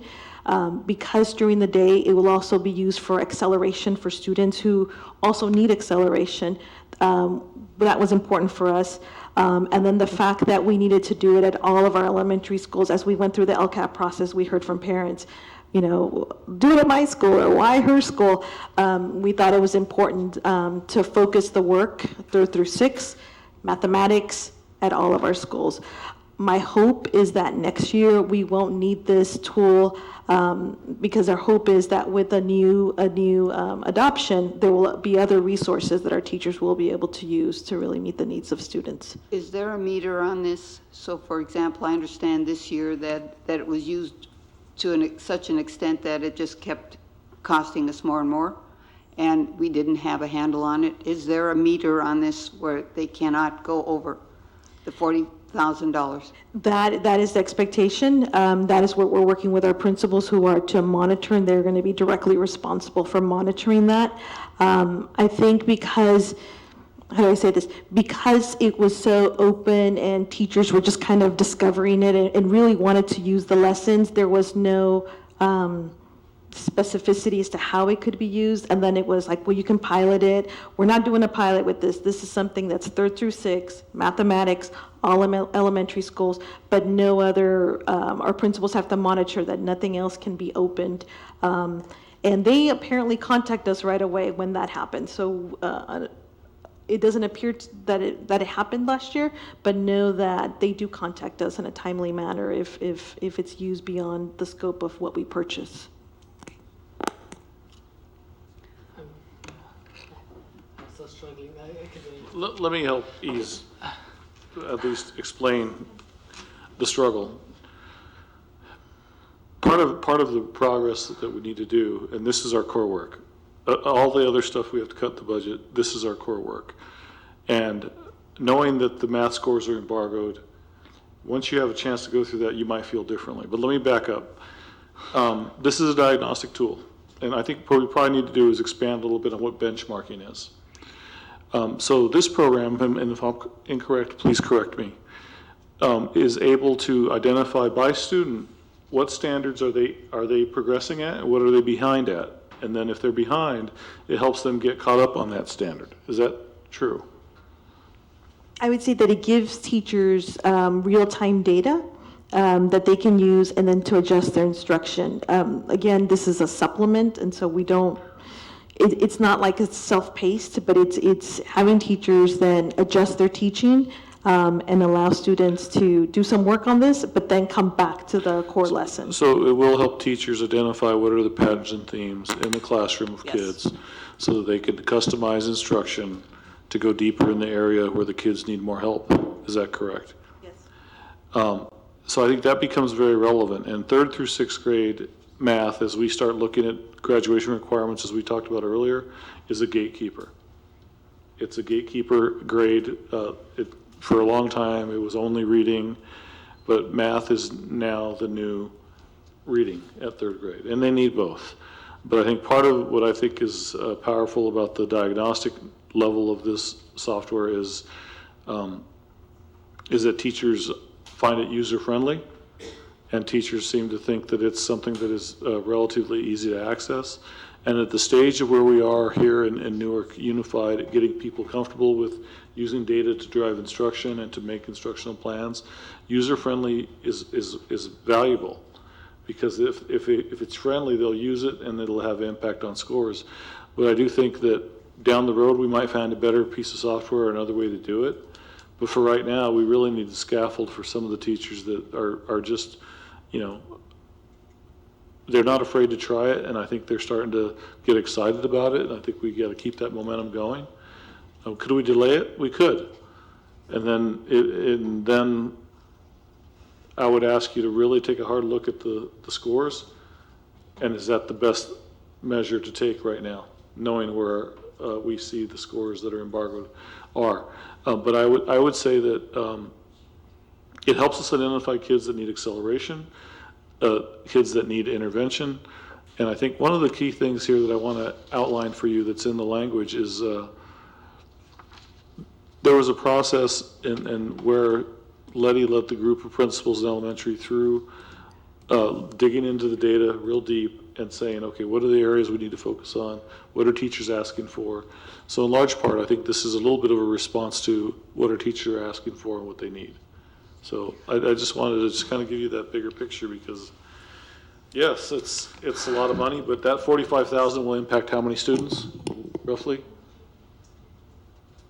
Sorry, so it's 1,666. So I understand it's just more of like in the framework, in light of the fact that we're always, or feels like we're always approving just, in light of even this deficit, we're always approving extra spending, and we haven't seen a proposal to approve decrease in spending, right? So it just feels like that, and I know it's this piece, it's more because this is a big amount, and if we have a better way to do it, is there any way, a better way to do it now for like half the price? And that's kind of the... Not yet. Okay. We don't have the infrastructure, we don't have the capacity yet. I think that as we get teachers to be more skillful in how they use data to drive instruction, we'll have a greater base of teachers. I think I've kind of lost track of all the assessment tools we've had. I mean, how are you going to ensure implementation and that this is really going to help students? Because we had great promise with ORS, and ORS is kind of gone. It's gone. I mean, and there's been other assessment tools that we've implemented, and they're gone. And I just heard the superintendent say that if this doesn't work after a couple of years, well, how the meat is in ensuring that it's implemented and in monitoring it. And this board doesn't get input. We don't get updates regularly like I think we should on the implementation of some of the expenditures we make and whether they're working. We don't know. I still don't know how many teachers were ever trained on the ELD program. I don't even know if you know, because we haven't monitored the implementation of the programs where we spent, like on Kevin Clark, we spent over $200,000 on that program. And I don't know how many teachers were trained. I don't know if the ELD program is robust. So, you know, Right. can we get regular quarterly Yes. updates on teachers' use? And can we monitor the use of teachers? And can we have principals evaluate and Yeah, if I may, I'd like to respond to that, because the answer is yes. But let's carve out the time at the board meeting and let's make a priority of monitoring instructional initiatives higher than any other priority. It should be 60% of the time we spend at board meetings or greater. We can't continue to spend 60% of our time talking about playgrounds. We can't continue to talk about cockroaches. We have to actually progress monitor what we expect. So let's carve out the time on the agendas and hold it sacred. That's the only way we're going to do it. And if something's not working, we'll know it's not working because the performance of kids is not moving. And if the performance of kids is not moving, we need to reevaluate that. So, yes, but it's up to the board priorities of where are we going to spend our time as a board? And let's carve it out. I mean, I'm not trying to be flip, I'm not trying to be disrespectful in any way, but I worry about it as well. And I think that we have to really get clear about if our goal number one is to improve academic achievement and we don't see that needle move, we really need to dig in and say, what's going on there?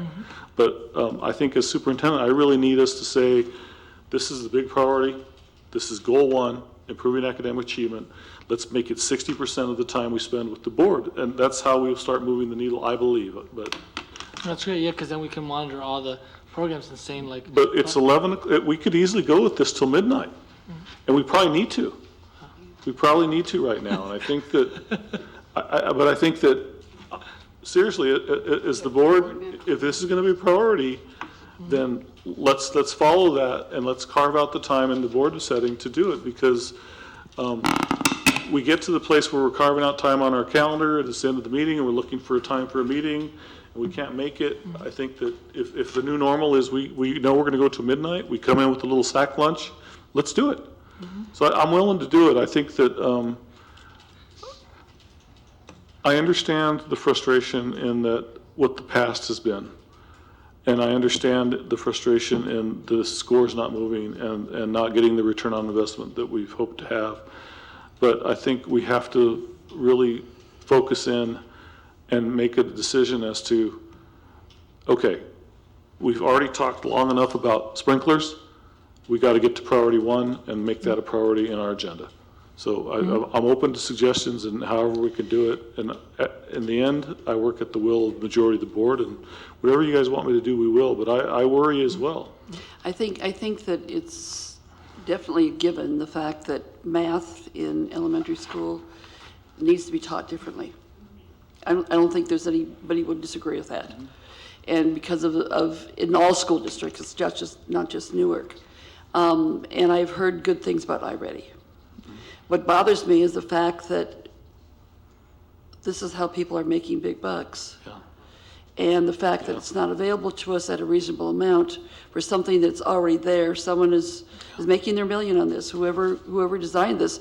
And Cynthia Austin, I guess, I don't know, whatever, like Casey Harkins. And I applaud the fact that he developed something, or she has developed something that is very helpful. I just would like to see it brought at a reasonable cost so that it's something that we can use. And that's part of the thing I worry about buying a license. Right. It's for a year, and you've got to renew it again and again and again. Right. If there's some way that we can take this process and make it our own after a year of use, I don't know. Right. I don't know if that's possible. But the bottom line is that we have to have somebody following it and making sure that it's not this year's flavor.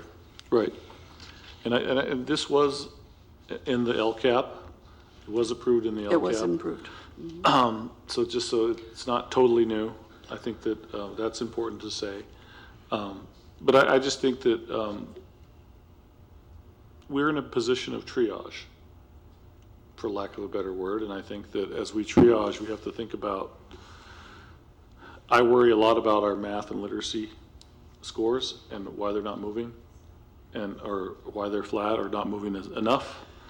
So I think we have to really think about what are we going to spend the most time on as a board, and I think that that's kind of where we come back to. And I'm not trying to shift responsibility. I think that there's just so much hours in a day that we can all put into it. And I think that's a great approach, and I know so board president who puts the agenda together, and yourself that I mean, it's kind of a separate topic, so we but it does relate to this. So here's my thoughts of moving forward. So I'm okay to moving forward, but here's kind of the commitment that I need in terms of moving forward from you guys is that as we move forward for other proposals, so that every dollar that we spend, we get a proposal to reduce by that amount at least to offset. So for example, this is our priority, right? Number one, academics. But we know where we're at right now in terms of a deficit spending. This is going to have to come from somewhere. So that my thoughts are, if you need to buy books, of course, that's number one. But then it needs to come from somewhere else that we need to do, because we haven't been doing that. And I guess that's where I'm at. Like every single time that it's like, okay, next time we'll reduce, or next time we'll do that. It's more of like, for me now, I'm like to the point of like we need textbooks, and this is how the category that I see this piece at as a textbook type of investment. But then we need so that like Superstars Literacy, for example, it would be from my perspective, and everybody can speak for themselves, would be like, here's what we're asking for, and then we're no longer doing these programs, so it's going to be zeroed out, or obviously ideally in the negative, right? Like we're saving money by doing this. So that's where I'm at. And I think that we're in that awkward position between now and October 3rd, where we have to kind of get along until we're able to take this through a community vetting process. It's complex, and it's not like an easy, I wish I could give you an answer that says this solves this tomorrow. I think that we're in an odd position just for the next month until we're able to really vet some priorities through our stakeholders and really get some more input. But I do believe we'll be there by October 5th, and I think then the task becomes holding the administration accountable to it. And here's how we're monitoring it every month at a board meeting. And I think back to Member Thomas's comment that, we make cuts and then they don't happen. That's not acceptable to me. I don't want to be in that world. I don't mind accountability. I think it really has to be to that degree. But I think where I'm saying, once we determine this is really the priorities, and this is once we've heard the community, because to do it now in absence of that input is dangerous as well. I mean, I could bring you a list of what I think needs to be cut, but that's not going to be anything but divisive, I don't think. So I think we're in a weird space right now. So I think that once we're able to really get to where, I think what should drive a lot of this is, let's take a look at our scores before we make a full final decision, and take a full listen to our community and vet our budget through them in the general fund. And we'll have more clarity as we get through that process, but right now it's awkward because we still have to offer something to the kids that are with us today to try to improve their math scores. And, I wish it was cleaner, and it's just not. It's not.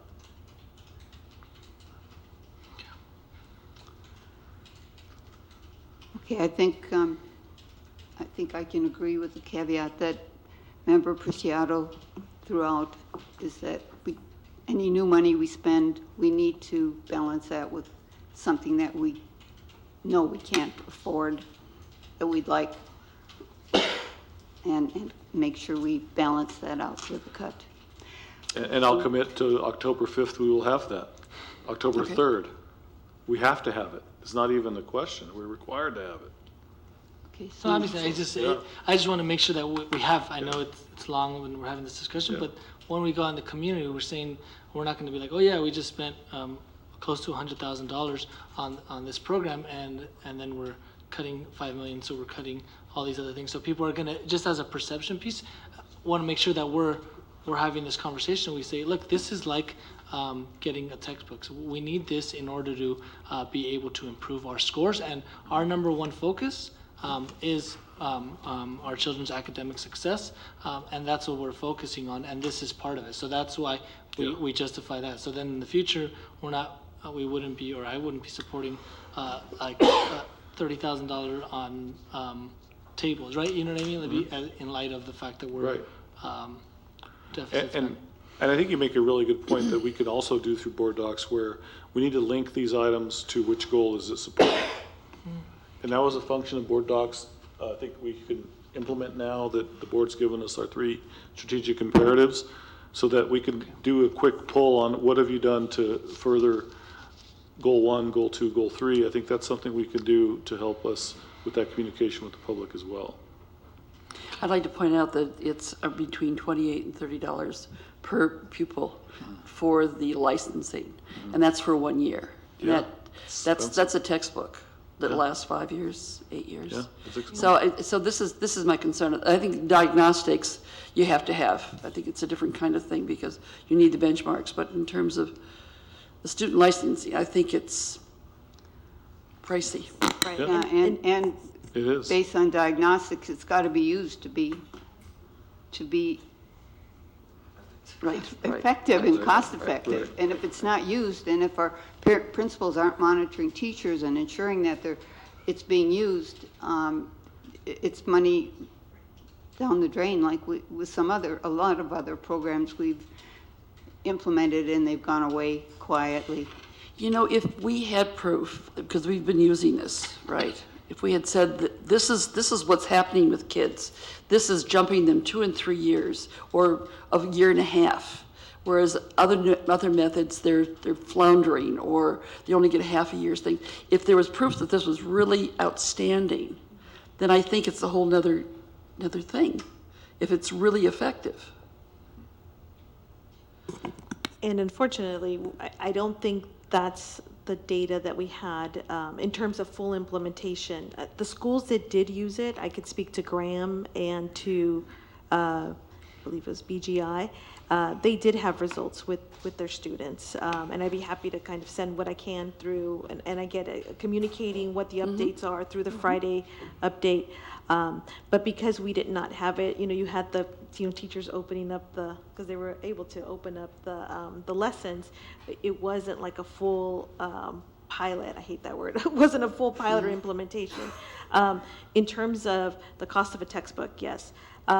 What I'm hoping is that there won't be a need for this for next year. And I keep looking over at Mr. Edwards over here. I think as we look at Illuminate as a place to really store our data and use it to construct data and diagnostics and benchmarking. You're talking about the diagnostics would not be used, but yeah, the so actual I'm licensing hoping would be. The lessons, my hope is that we wouldn't even need this supplemental tool next year because we would actually have what the state has said, here are your choices. Districts are moving in that direction, but has had to happen is all of these supplemental odds and ends because the state of California did not have any, state adopted curriculum. That's a problem. But now it's available, and now we can go through an actual process of vetting and having teachers try it and vote and come forward with that and have people inspect it. But my hope is that this money that's been allocated, although we probably can't use the Title I for it, but we can use some of this towards next year's adoption. Because this money, because it's supplemental concentration in Title I, would have to be used to focus on Goal 1 on academics, and this year also. So if it's paid for Title I, that doesn't mean all the elementary kids can use it, though. So the percentage of the Title I that we're using is only at the Title I schools that will be using it after school. And so at, I believe it's Graham and Schilling. Can we move on? Okay. So you're going to bring this back then to us? No, we're being asked to approve it this evening. As it is. Approve or disapprove?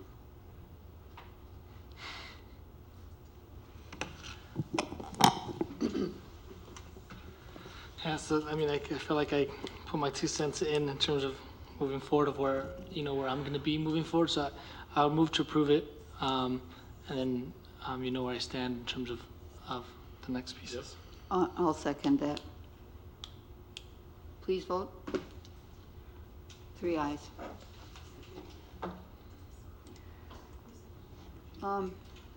Next, we move to ratify the collective bargaining agreement. Motion to approve. I'll second. Okay, I'd like to make a statement because I made it last time when we approved the NTA contract, and that is that I originally did not vote for the last iteration of the increase that we gave to NTA, and the board did not come together and have an opportunity to discuss that last iteration. Beyond that, we were told there were no other money items in the contract, and we found out after the tentative agreement that yes, there were other money items in the contract. In this contract, there are money items that the board was never told about as we went through negotiations. They're not big. They're stipends for master's and PhD, but the fact remains we weren't told about them. I worry that we can't afford this increase. I worry because I don't have very much confidence in some of the cuts and the money we've attached to cuts that we've said we can make to balance the budget. So for example, $880,000 by consolidating schools. We haven't even begun to talk about that, and it's a long process, it's a difficult process, and it's a lot of money. $900,000 for K-3 class size reduction. I'd like to see a more detailed analysis by how that works. We talked about $700,000 to increase core classes from 31 to 35 in the high school, and I spent hours and hours doing an analysis of the master schedule, and I don't see how you're going to get even 2 FTE out of it, let alone 5 FTE that we've been told can be saved.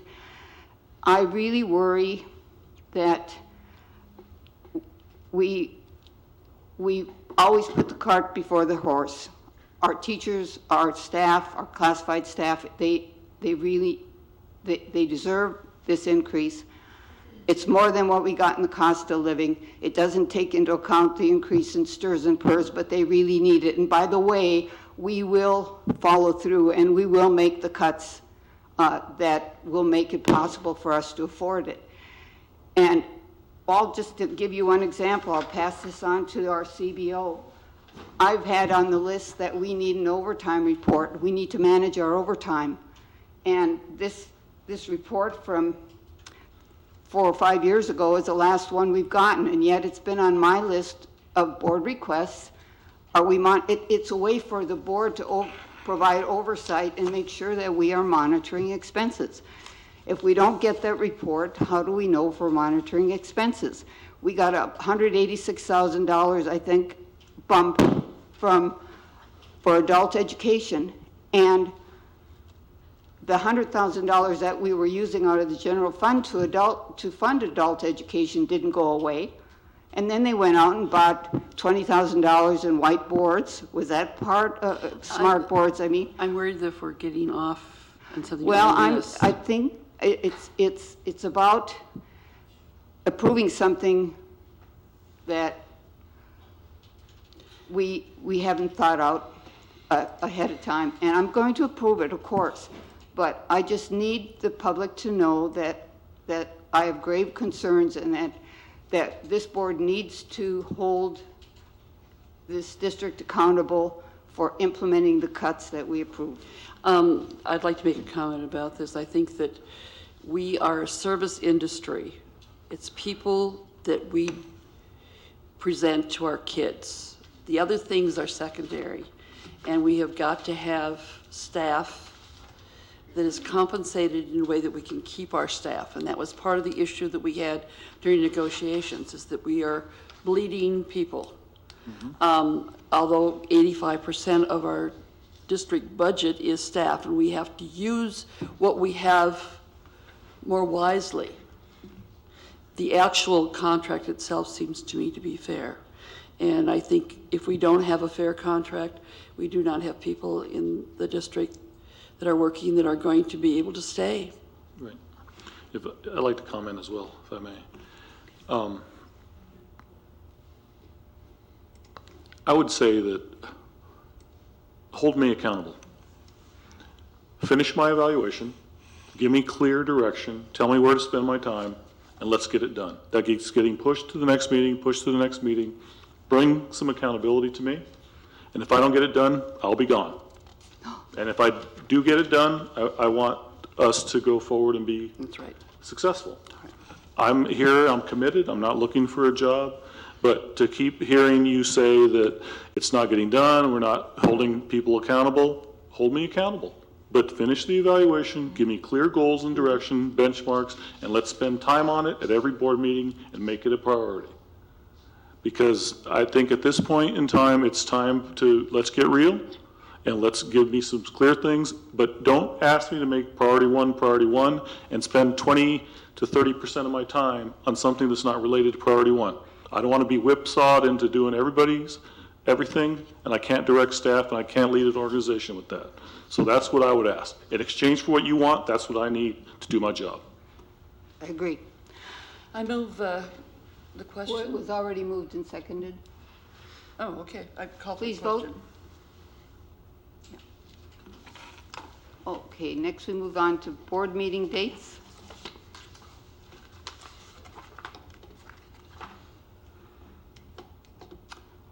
They look good this to is me. the spring. Yeah.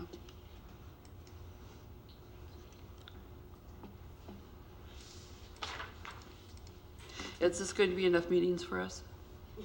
We're gonna have some extra, we're gonna have more in there. This is the start. I would just, in terms of these, I would just say if there's a way that we can figure out to do a study session or map it out for our strategic planning so that we work within this framework of maybe we add another study session. We can talk about that later. And we have the dates that work fine with me, but maybe we can incorporate that. So we'll have like a 4-hour block to do the strategic planning that you're talking about. It will, like, this is the study session for strategic planning, like number 1. Great. Right? Great. Move acceptance of the board dates. I'll second that. Please vote. 3 ayes. Next, employee organizations. Ms. Condon. I told Eddie I was coming up first, but you're not going to cut me out. You're not going to do it. So I want to say good evening to all of you. I really would like to welcome Dr. Ali. For personal reasons, I've missed the last several board meetings, and I would like to say thank you for the opportunity to welcome Dr. Ali Wan Hassan, our HR Assistant Superintendent. And I'd also like to welcome Shar for being on our committee right now. So thank you. So far I've had good relations with our HR, and I expect it to move forward. I would like to thank you for accepting the contract. I know the concerns you have, but I will also like to say that if that contract had been approved over a year ago, we wouldn't be having this conversation and this concern. And the deficit spending has been going on for a long time. It didn't just start. You shouldn't have been worried about it just tonight or today. So I look forward to the October 3rd to find out where we're going. We've all worked really hard on that negotiations, and like I said, I appreciate it. My people appreciate it. And the other thing I wanted to say is I did call the business office today, because when you're signing those contracts, your certification of district ability, the second page is wrong. Actually, we have corrected it. Good, So thank it's been you. taken care of, yes. I thought so, perfect. So it did say it was the Teachers Association, and not the teachers, but the management. Yeah, it If actually you're said gonna sign NUMA, that it's contract- actually CSEA. Yes. We've corrected it with the official paperwork. Thank you very much. Have a good evening, and we'll see you next board.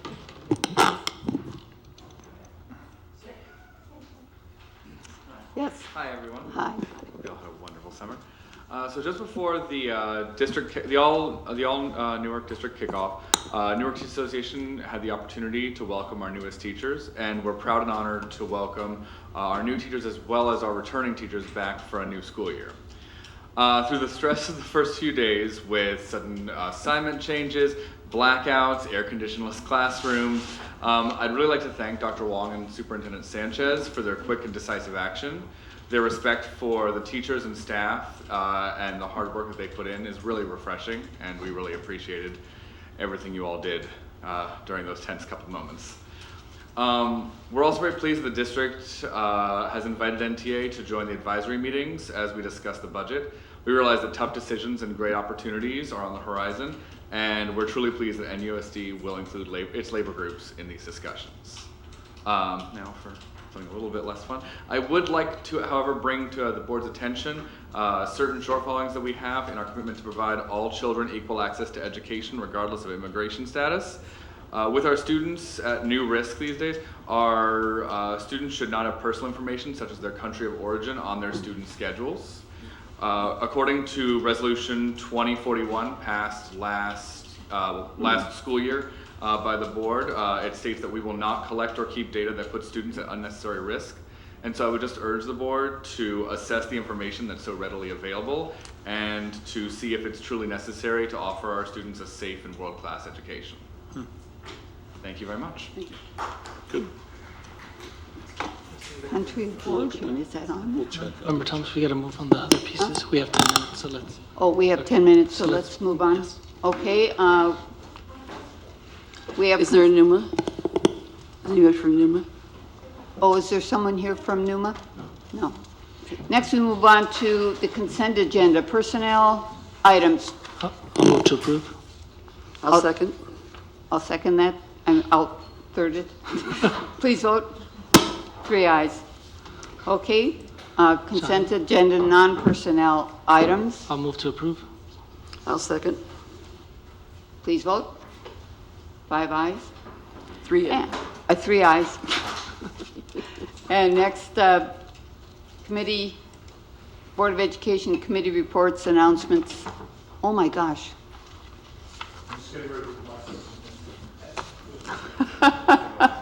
The show and tell?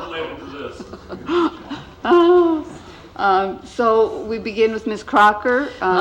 Very quickly, it's been the beginning of school, had a chance to get to the various schools. We didn't do consent agenda non-personnel items. You've already voted on it. Oh, we already I voted. thought we just voted on job description 14.3. That's just the general title, it's not an action. You voted on all personnel items as a single action, As one and then item. you did all non-personnel as a single action. I thought we Normally, you don't do that, but you did tonight just I now. thought we did 14.3 job description. I moved on that. Right, And then and we then- were going to move. No, we for went to 15.1 personnel. 15.6, is that correct?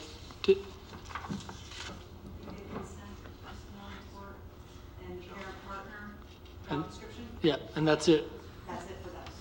Yeah, see. Oh, so- okay. So that's, Okay. that's. Then let's move yeah. on to consent So then agenda. move to approve. So now it's the non-consent. Oh, Yes. Yes. I said it wrong then. So let's vote on items on the non, 15.1 to 15.6. 15.1, 15.6. Do you have a I move motion? acceptance. I'll second. Please vote. 3 ayes. Okay, next we move on to Board of Education Committee reports, announcements, requests, debrief. Okay, very quickly, went to the schools, had a chance to see the parents there at night, was really delightful. The multi-purpose rooms are too small for that kind of a meeting. It's usually filled. I am looking for a city liaison meeting. I think that we have some things to discuss in terms of budget and getting their input and their ideas on that. And so I would like to make sure that gets set up. And I had a chance to go to the Ohlone celebration, the 50 years. Apparently they're celebrating all year, which I think is a delightful idea. Besides my next birthday, I'm going to celebrate all year too, because it sounds like such fun. But seeing the pictures of Ohlone 50 years ago was really mind-blowing. So it was a very enjoyable time, and I'm looking forward to a greater involvement with the school district, with Ohlone College. And that's it. Member Preciado? Yes, President Nguyen isn't here, but I'd like to request that we put the superintendent evaluation on the agenda for the next time, in terms of for closed session as we've discussed, so we go into the details. And then I guess, recommend to President Nguyen that we figure out how to organize our agenda so that we're spending our time on, the majority of the time, on assessing the core focus, which is the academics, and the implementation. So figuring out how that works in conjunction with the superintendent. And I guess I'd just like to say that, you know, my comments earlier were just born of frustration of years and years of continued deficit spending, which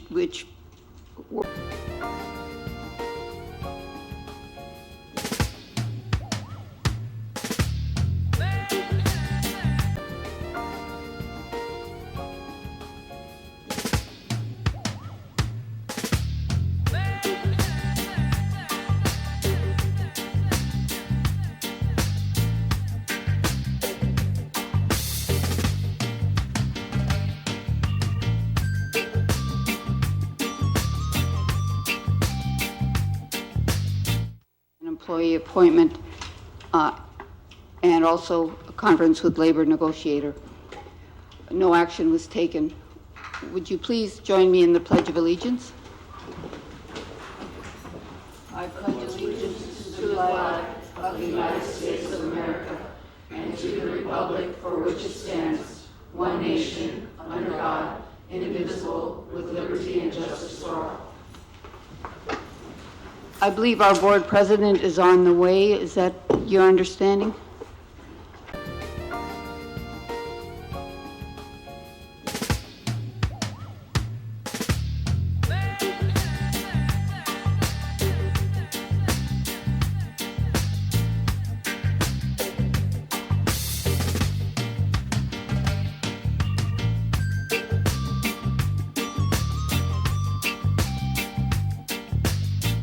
Employee appointment, and also a conference with labor negotiator. No action was taken. Would you please join me in the Pledge of Allegiance? I pledge allegiance to the flag of the United States of America and to the republic for which it stands, one nation, under God, indivisible, with liberty and justice for all. I believe our board president is on the way. Is that your understanding? That he's delayed, but he will be here? In the meantime, we'll probably take hand votes because I don't have the system on my computer. I would next like to call on approval of the board agenda. I move acceptance. Okay. Please vote by raising your hand. 4 ayes, 2 members are absent.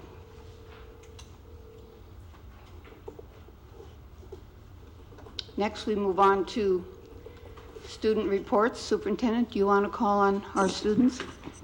Sure, let's start with Newark Memorial High School.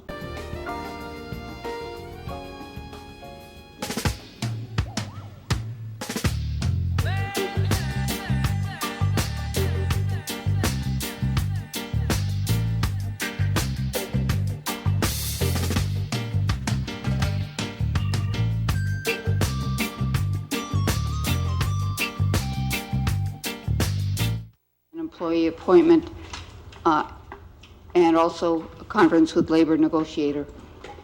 No action was taken. Would you please join me in the Pledge of Allegiance? I pledge allegiance to the flag of the United States of America and to the republic for which it stands, one nation, under God, indivisible, with liberty and justice for all. I believe our board president is on the way. Is that your understanding? That he's delayed, but he will be here? In the meantime, we'll probably take hand votes because I don't have the system on my computer. I